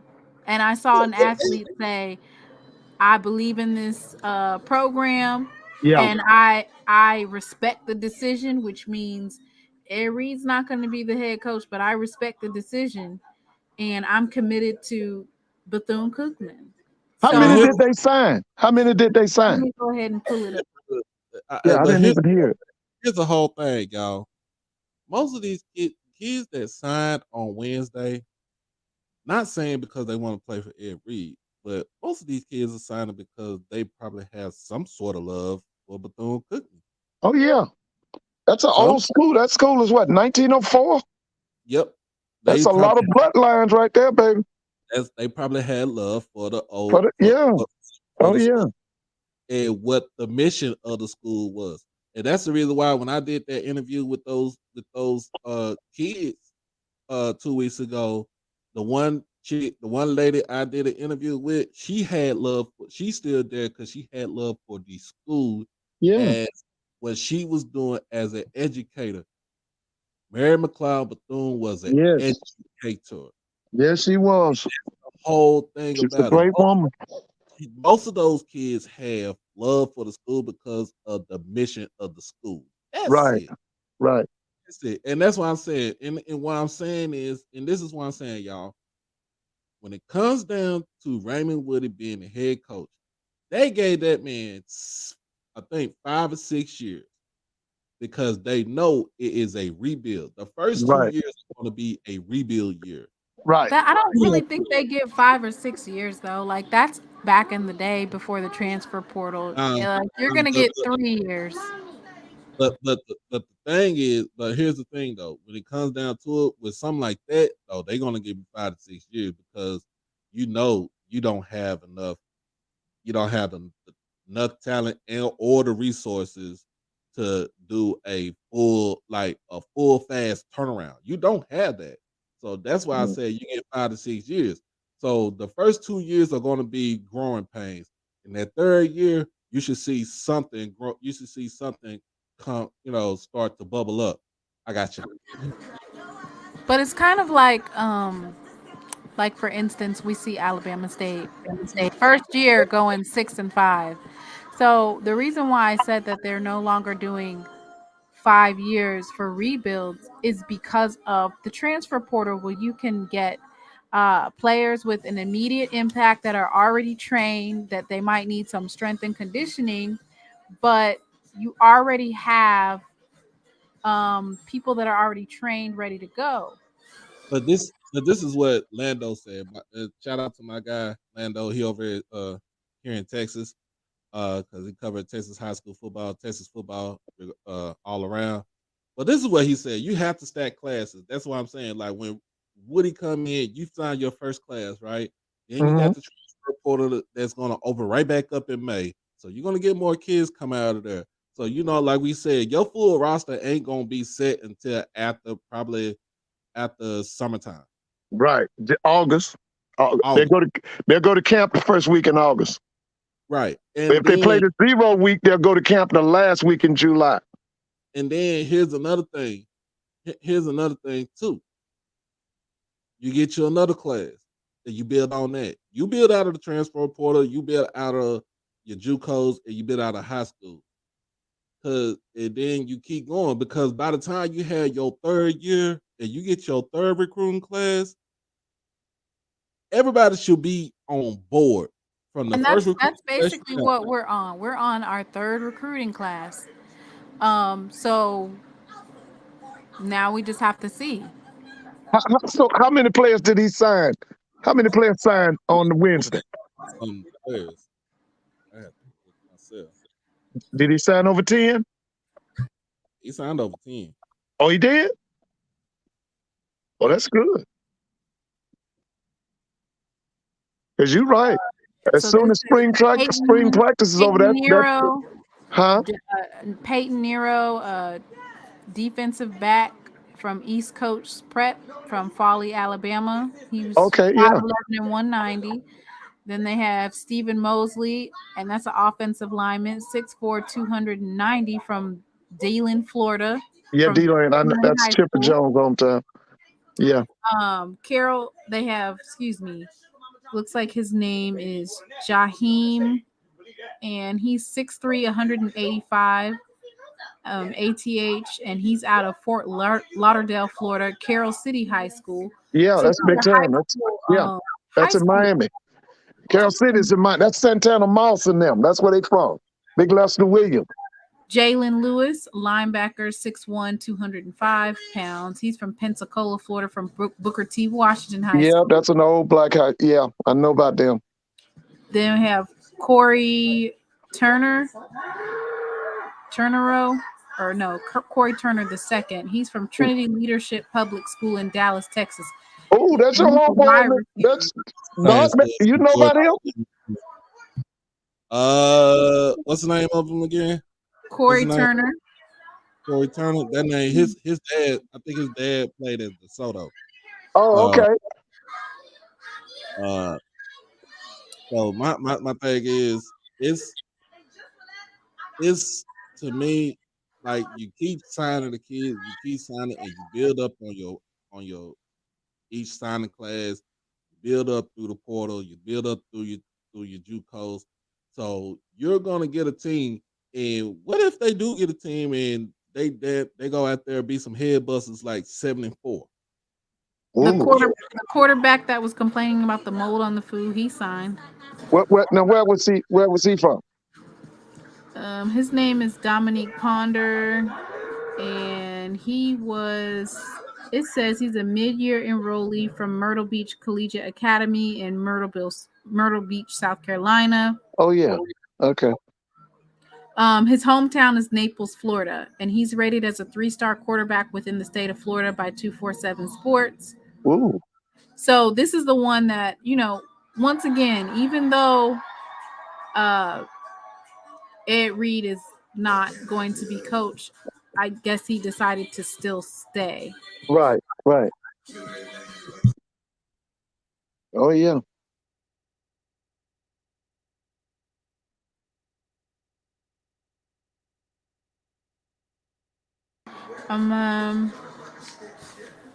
They got linebacker Malik Stinnett from Las Vegas. He's from Las Vegas, Nevada. And what was his high school? Desert Pines High School. He's a linebacker, 6'1", 215 pounds. He's all the way from Las Vegas, Nevada. Desert Pines is a good high school. They pull out the talent out there in Vegas. So they even though Ed Reed is not there, they're still signing. I don't know why people think that students still don't. There's some people who they're not expecting to go to NFL, but they still want to get a good education. They Yeah. still want to play football, or they might want to go to the USL or the XFL. Well, but Bethune has a tradition now. Bethune gave you Larry Little, Miami Dolphins. He's a Hall of Famer. They gave you John Chaney. Remember, John Chaney was the coach at Temple, and he was a coach at Chaney State. They won a Division II championship. He was super at Temple. So they have was it Cy McClendon? Cy McClarion? Remember him? He was went to the Pittsburgh Steelers, and I think he was a coach. He coached the football, basketball team down there. They got an athletic tradition down there at Bethune Cookman now. They've turned out some big-time players. Doc, you remember Rasheed Mathis, right?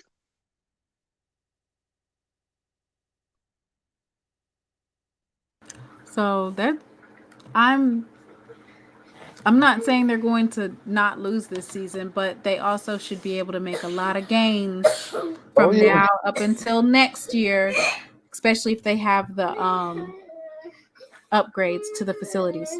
Doc, you remember Rasheed Mathis, right? Yeah. And Nick Collins? Because Bethune has had several NFL greats now. They had success, man. And Yeah. I said, all of this, all you got to know, what is he going to do in the first 3 years? Right. You know what I'm saying? Yeah. That's the third year. Like I said, after the third year, he gets his recruiting class, and if they elevate, then you'll see what he has been working on. Right. So I mean, and if you think I'm sorry, Mr. Ford. I know some kids are thinking about leaving. That's cool. That's cool. If you was already on the team and you was 2-9, you going D2 or NAIA, right?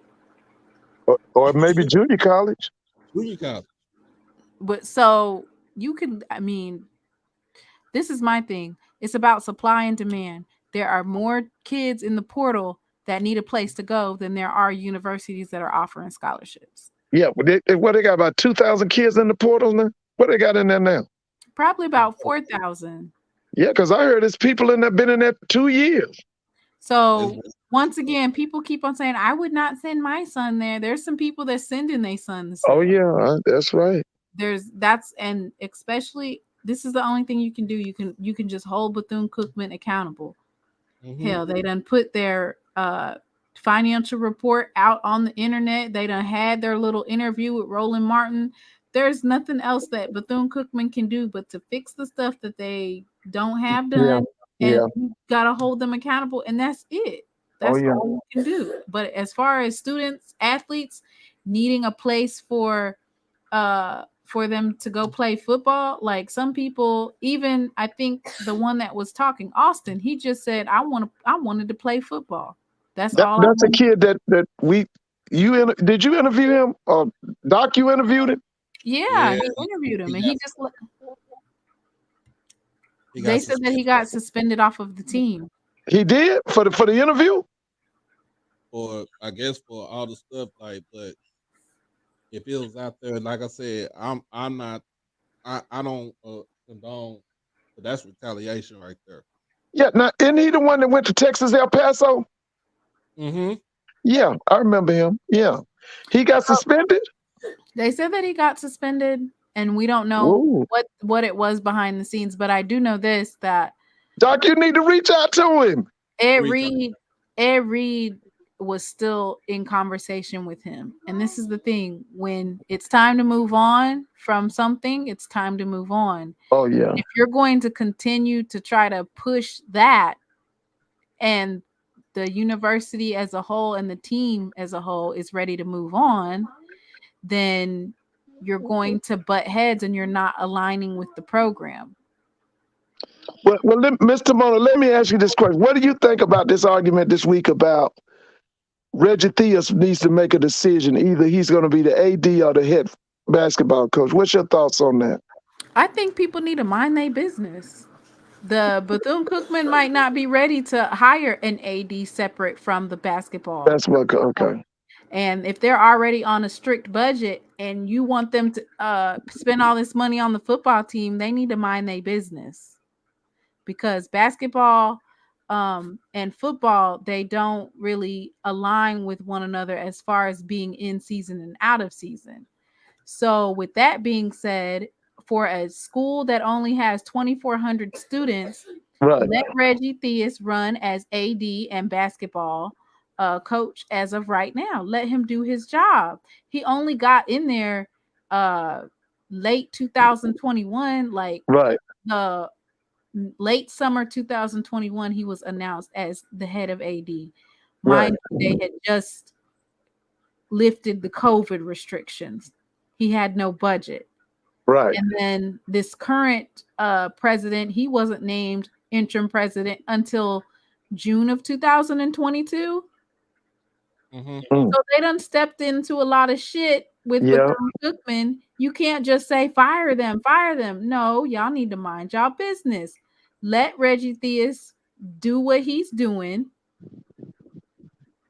And I mean, it's a small university. Everybody keeps on pushing it like it's the size of Jackson State and it's the size of some of these other schools, and it's not. There's less than 2,400 students on campus, and they are playing football like they have the amount of kids as Jackson State, where they have 8,000 or 9,000. So if they want to have him as the AD and the basketball coach, let him be in peace. And you see, he was peaceful this week and he won. Right. Yeah, so he been winning. So Yeah. just like this, won't know until about year 3 about what he gonna do. That's it. And that's all. Some of the other things that people have been saying about him, I wouldn't take that with a whole grain of salt, because that's probably their own opinion right there. And then second of all, they're probably upset because they probably didn't get to they feel like they didn't get to the level that they were supposed to be at. All right. So but the thing is that what we saw, what we heard, what we got from these kids, and just looking at, where everybody call him roly poly, Roland Martin, or listening to, his subordinates. Right. Bethune Cookman ain't gonna fix itself in overnight. They had 60 buildings with structural damages. 60 right. It's not gonna fix itself overnight. And my whole thing is, if as a school, the administration, I'll take this off. Not even administration. It's that one person that's sitting somewhere. I don't know where he at, but his last name is Perry. Used to be a judge. Call him Belvin Perry Jr. Esquire. Long as he's the chairman of the board of trustees for Bethune Cookman, and as long as he has that much power, then you're not going to get anything done. Because I'm gonna be real honest with y'all.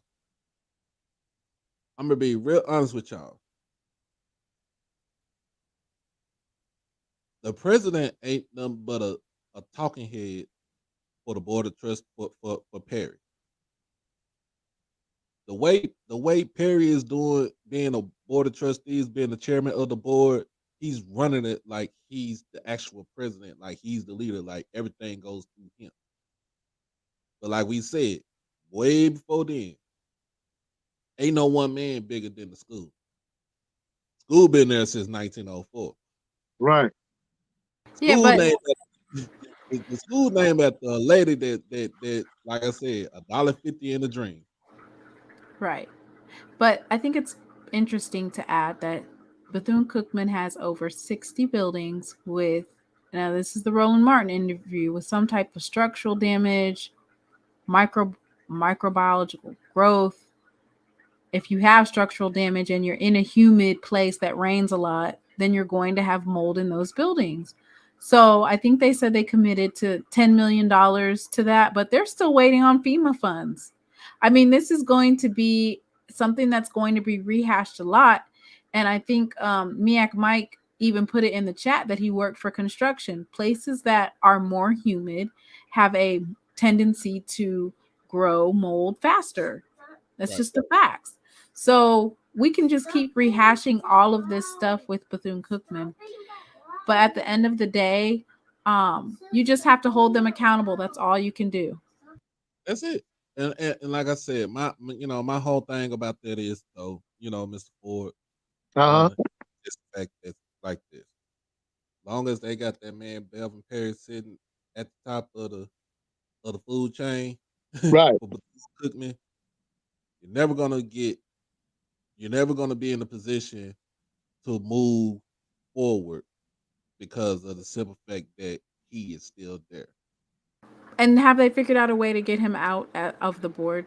That's the question. Do you know how I to don't get see anybody else. I don't see anybody else protesting. I haven't heard anything. There's nothing on Twitter. So to that point, I would say that the students have said, okay, this is what we want to happen. Bethune Cookman gave them an answer. We're going to do X, Y, and Z. So now you have to hold them accountable. And as for what I see, they didn't push hard enough to get the board of trustees removed. They just kind of like said, okay, they said they're going to fix it. And then they went on to business as usual. Like, protests for a lot of different movements have been pacified quickly and just, kind of like you just put water and it just burns, it just smokes and fizzles out. So Right. for this particular protest, the students started out strong, but within a week and a half, it's back to going to class and back to business as usual. Like some of these sit-ins or boycotts for the buses, it lasted for months think at a what time.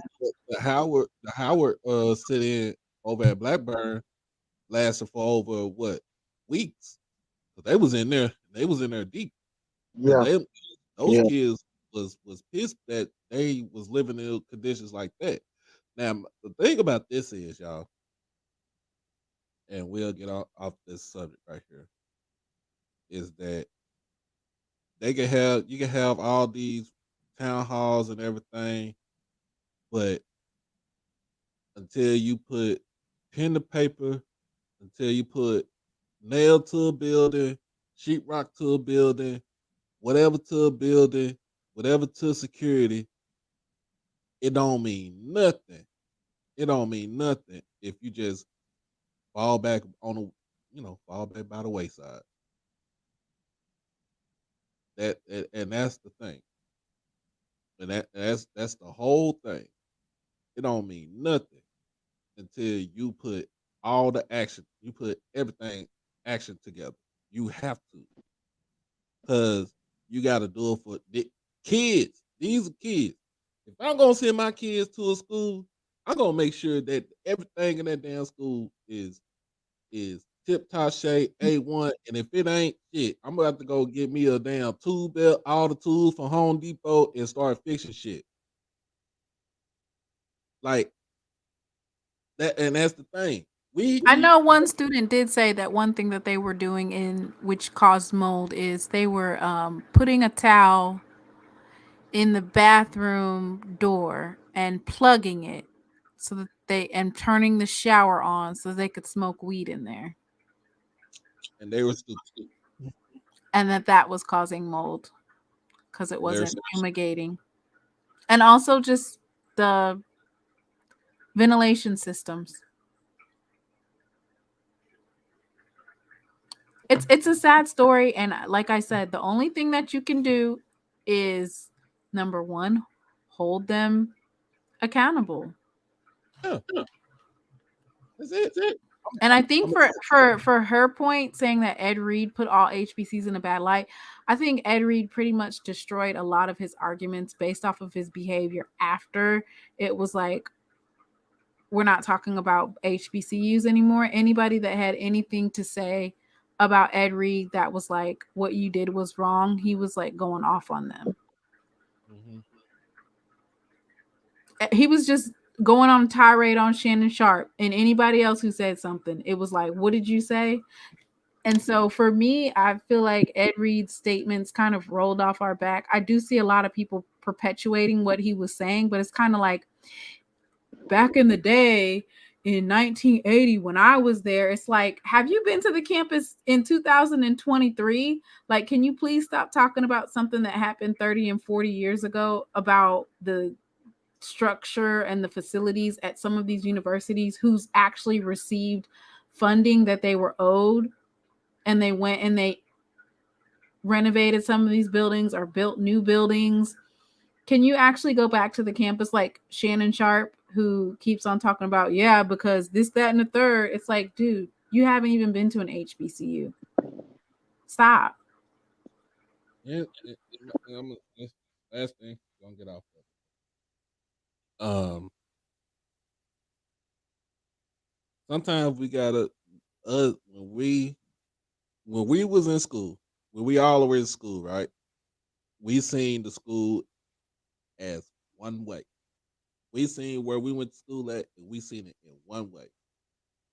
So, when we go back for homecoming, go to schools for the homecoming and stuff, I'm looking at my school. I'm looking at Jackson State the way I saw it in 1997, where there was a street in the middle. Where you walking in, there was a street in the middle where the plaza didn't look like the way it was, where they didn't have Campbell College at the time, but it was a parking lot because the parking lot was next to the cafeteria. Um, the dorms look totally different from what it was. I cannot. That's the way I see it. But now, if I'm sending my kids there, I can't tell them about where I could tell them like this. I had a good education there. I had a great education there. I became a man there, right? But I can't go and say from 25 years ago, well, man, this should be right here, this right here, this right here. No, because they're gonna see it totally different. They're gonna see it to where they're gonna see it from somebody else's eyes. They're gonna see it from their own eyes. So we kind of have to hold off. And I know it's nostalgia, but like I got so excited. I sent my stepson with me. I'm like, God, oh man, look, he here showing around and everything. And even my mom was with us too for homecoming, and she was like, son, I ain't know this was right here. This wasn't here the last time I see it. That's like, mom, we was only here, I was here. You dropped me off as a freshman in 1997 with $100 and told me to get the hell on. But um, but we had to let them sit in their own eyes, their own way, their own vision. And that's just my spiel. But what's some other things? I thought you was doing Jeff Lightsey before we close out. Oh yeah, Jeff Lightsey. So Mr. Ford, you know who Jeff Lightsey is? Yeah, even my wife is. Well, I came on one day, she was listening to it. So Jeff Lightsey is cool, y'all. So Jeff Yeah. Lightsey didn't go to HBCU. He went to Western Kentucky. He's from Louisville, right? But Yeah. he has an affinity for HBCUs and everything. So he gets on the show. I've seen the show where he basically put out DMs that Dion is telling him that he is wrong for what he's doing and putting this notion that he's a bad man. And I'm looking at it like this, y'all. Sir, he's doing his job. This is his job right here. He's doing his job. And you DM'd him and telling him this. So y'all having a whole conversation back and forth, right? Having a whole conversation back and forth. But Jeff about his daughter lying. So his daughter lying. The whole premise was that his daughter lied on Jackson State University, saying that there was multiple murders, and he reached out to Jeff Lightsey around the time that it happened, and then for some reason he messaged him the day of recruiting, which is kind of odd that you would be focused on Jackson State the day of recruiting. But Jeff Lightsey indicated that he thought that Coach Prime wanted him to relay this message. That would be the only reason why he would keep reaching out to him, because he probably has a cease and desist order, or, isn't supposed to be talking about Jackson State. I don't know why he was writing him. But then if you look at it, it was more strategic because, like you said, it was on Sunday. Luckily, Jeff Lightsey knew, because he's in the media. He knew that was probably what it was. So he actually waited till after signing day to release it. Right. So. And it was crazy, though. And I'm like, it don't sound right. And then what Jeff did and what he said, it put, to me, it kind of put everything in perspective. Maybe he said, you're right this because maybe you still miss Jackson. You still miss Jackson. You miss the culture. You miss being down here in the South. Because now, where he at, Mr. Ford? In Siberia, America? There you go, baby. You in Siberia, America. There you go. They said it was one of the Sanders kids said it was so cold they couldn't go outside. So we like you said, when we did our signing day, our little, we did our thing on Wednesday night, y'all. That was the highlight of TC Taylor. That was the highlight of those kids that actually stayed at the school, y'all. That stayed there, that didn't even jump in the portal, or who did jump in the portal, that TC and Coach O had to go and pull them out of the portal, like had to convince them, like, hey, nah, we're gonna win one, we're gonna repeat, we're gonna, do this and do that, but I need you here. They had to go out there and basically just pull those kids from the portal. Then TC did a phenomenal job with the recruits that we got. And he's not finished yet. He did a phenomenal job with the coaching staff that he got. Not finished yet. So when the man say stand by, chill, stand by, that perks up everybody's ear for Jackson State, alums, students, whoever, fans, and that's like, look, oh, he's saying stand by. Oh yeah, we post that, pull that up. Yeah, we gonna stand by. And these are because to me, it's like it don't make sense for you to come on the show or come to DM Jeff Lightsey, and it's tactical, y'all. It's tactical, and it's almost like, I'm gonna tell you like this. I don't think Dion has ever turned off the switch for being prime.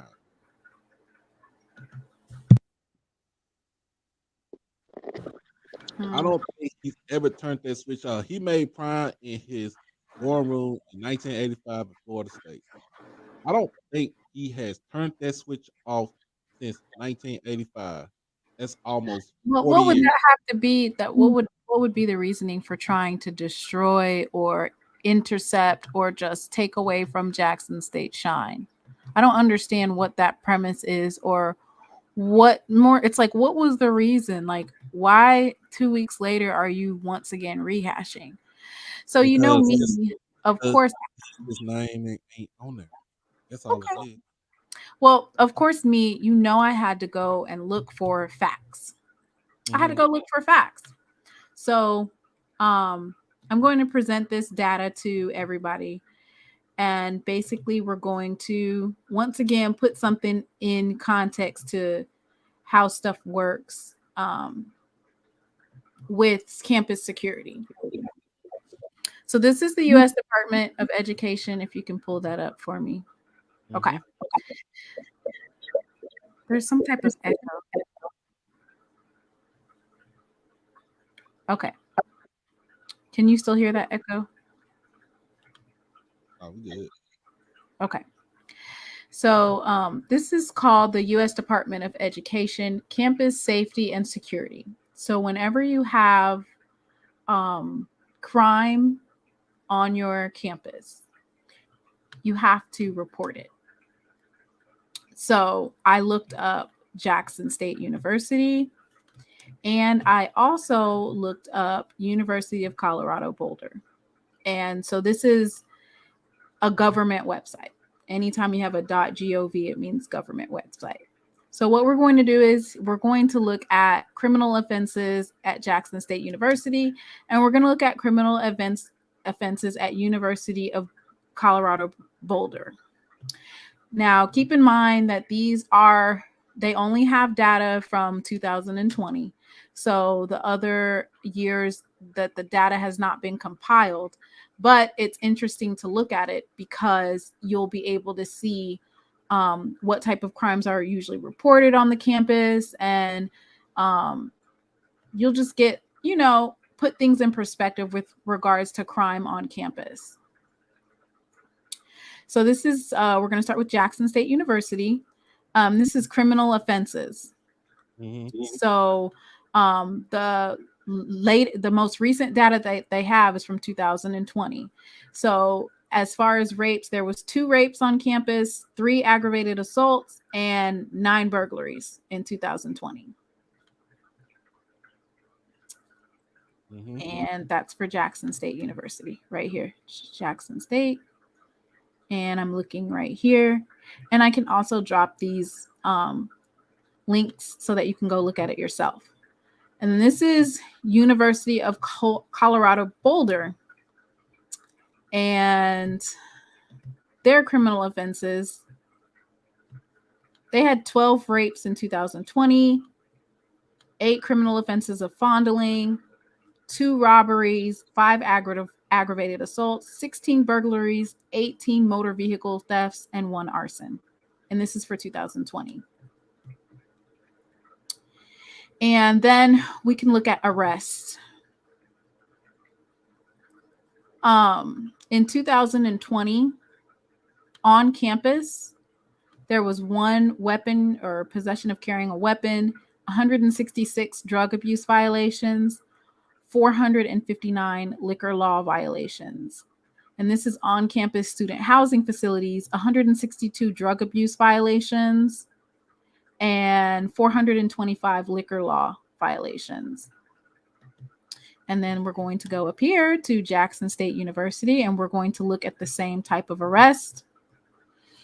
In 2020, there were 2 arrests for weapons of carrying or possessing a weapon, 3 drug abuse violations, 0 liquor law violations, and on-campus housing facilities, 0 weapons for carrying, possessing, 2 drug abuse violations, and 0 liquor law violations.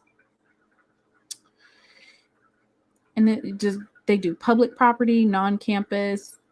So let me see. So what does that say about Jackson State crime versus University of Colorado Boulder? What does that say? since they want to talk about Jackson State University, I mean, and they want to talk about crime, it looks like they have a lot of drug abuse violations and a lot of liquor law violations at Boulder. And what do we know about drugs and what happens when you have drugs? When you have drugs on campus, you have a lot of drug violations. That means that there's probably going to be an increase in crime. When you have liquor law violations, you're going to have an increase in crime. Like, this is an astronomical level. 459 liquor law violations. So y'all just drinking and doing a whole bunch of drugs on campus. And someone saying bigger campus, more students, but 459 liquor law violations. Yeah, it still will. Yeah, it's much better. It doesn't matter, because the premise that you're trying to put across is that HBCUs are unsafe. HBCUs, there's a lot of crime. And I'm literally showing you that it's not even just a little bit of crime. It's a lot of bit of crime. And that's not even the only thing that's going on. Like, Boulder, Colorado has a drug problem. Like, I'm going to show this as well, because I just don't like it. It says a Colorado library closed because of meth contamination. Second Colorado library closes due to meth contamination. And this, mind you, this is a place where there's not very many Black people there. Like, the campus as a whole is maybe, probably with all of Coach Prime's staff and the students that he brought in, it might be 3% Black. So why am I saying this? Because technically, if it's not that many Black people, then there shouldn't be that much crime, right? If the HBCUs are unsafe and you're equating HBCUs with Black people, doesn't that mean that there shouldn't be any type of crime on campus? But the way this is, like, what he's, what Jeff was talking about is that and this is controlled substance. It says use of certain controlled substances. So it doesn't say anything about marijuana. Like, people keep on saying marijuana. Nah, these are them hardcore drugs. Yeah. So I just think it's interesting. Disciplinary actions. There was actually 943 disciplinary actions in 2020. And I believe what year did they legalize marijuana? Marijuana been legalized in Colorado for a minute. It's been a while. Yeah, so I just thought it was interesting, and I think everybody should take a look at it. And people are making the assumption, oh, it's a bigger campus. That's not an excuse that's not a good excuse. Right. And then my thing is, it didn't look right as far as let's just out there saying there's multiple murders on the campus and stuff like that. So it painted Jackson in a bad picture. But like we said, you wasn't saying nothing when you taking that black dollar from all those students in Jackson, all those parties you was hosting. I just want people to be fair and balanced. And it, you know what, it would really actually be very interesting to see 2022 and to see 2021. And DJ Gemini, you do not know if it's weed. You really don't. And even if it is weed, is that something to be proud of, that there's that many offenses? So what are you saying? Boulder is a whole bunch of potheads? Is that the fresh air that they were speaking of smelling? I'm just saying, let's just keep it a buck here. So we can't really. And let's just keep it a buck here. How would y'all view, somebody's saying 50% of that is weed. How would y'all view an HBCU if it was weed for Jackson State? How would y'all view it? If it was Jackson State and we were talking about all these kids are getting arrested for weed or for drugs because they're drug dealers, like, You just got to keep it a buck. Well, all I gotta say is I just wanted to show that he- before. So the next time that DeAndrea wants to book somewhere, I guess she's gonna book in Colorado now. Do all her little bookings and do it in Colorado. I just though. thank you, Jeff Lightsey, for standing up for the truth. That's it. Because he didn't have to do that. He could have just. He could have did this and that, did that. He could have went on by his business too. But it was good that he put that out there. So now, we just ask this. Like I said, we focus on Colorado. We got you to stay here. That's it. You focus on the Pac-12. We got the SWAC over here. That's it. You focus on that. You know, focus on trying to get your team from going from being 1-11 and trying to at least win 5 to 6 games in because we good over here at the. No, we're good over here in the SWAC. We're good over here as HBCUs. We're good. And here's the thing. Thank you for your services. They've been spoiled with sleep. Oh, that's funny though. You think that he highlighted that they treated him wrong on his way out. If you felt like black folks treated you wrong on your way out, whew, you ain't never been fired from a FBS team. So here's the thing. I say this. I say this right here. Sometimes you can't, like, I'm gonna say this and then we're gonna cut the show down. Prime, you have understanding, so that is your persona of being Dion. Dion. Your persona, your alter ego is Prime. You created that in your dorm room, 1985. I don't think you understand or do not know how to turn it off. So, my thing about this is, just focus on what you got going on. We good over here. Mm-hmm. We thank you for your services. Thank you for building a football program off principle. We appreciate you for that. We appreciate you for those top 2 recruiting classes. It was mutually beneficial. Mm-hmm. You gave us 2 SWAC championships, gave us 2 Celebration Bowl appearances, and we gave you a goddamn boost to Colorado. That's it. But what we got in store for the week? Tomorrow is the Pro Bowl, which it sucks because they only doing Pro Bowl is flag football now. So I ain't watching it.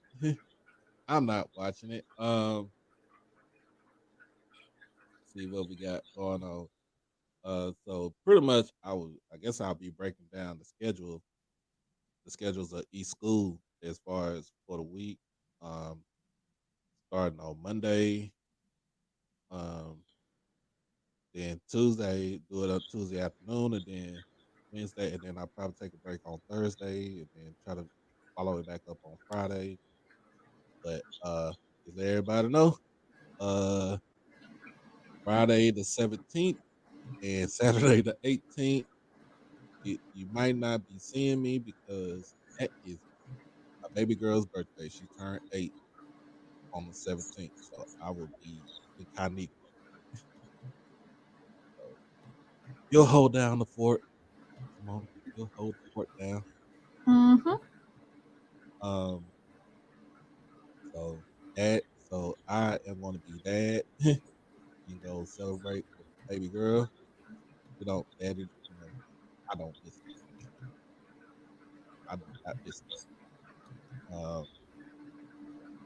anything else come down the pipeline, we'll talk about that. I want to get into talking about, like I said, those players that the players that play in these postseason All Star games and kind of measurables, the film on them, just break down what we see and where we feel they will be. They can actually get drafted at.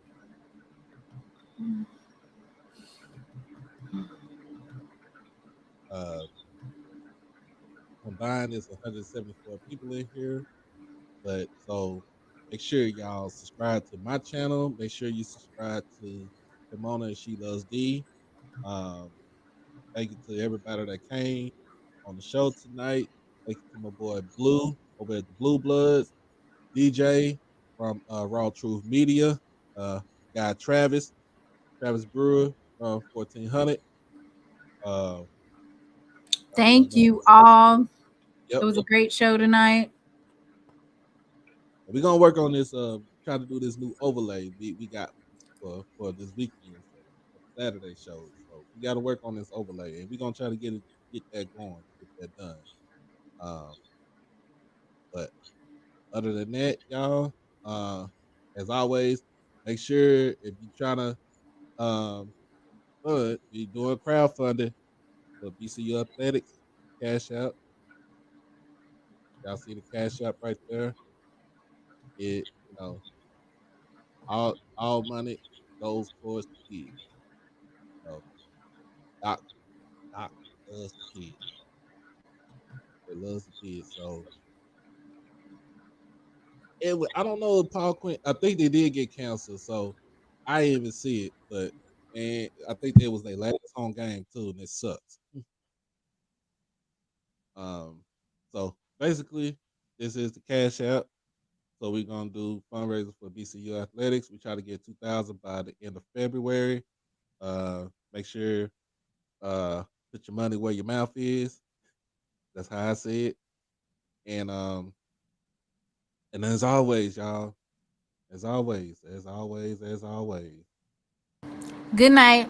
Good night to Tomona.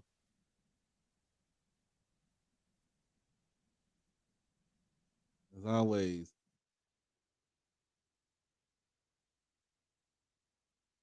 And y'all stay blessed. Y'all be safe. Y'all stay dangerous. Until next time.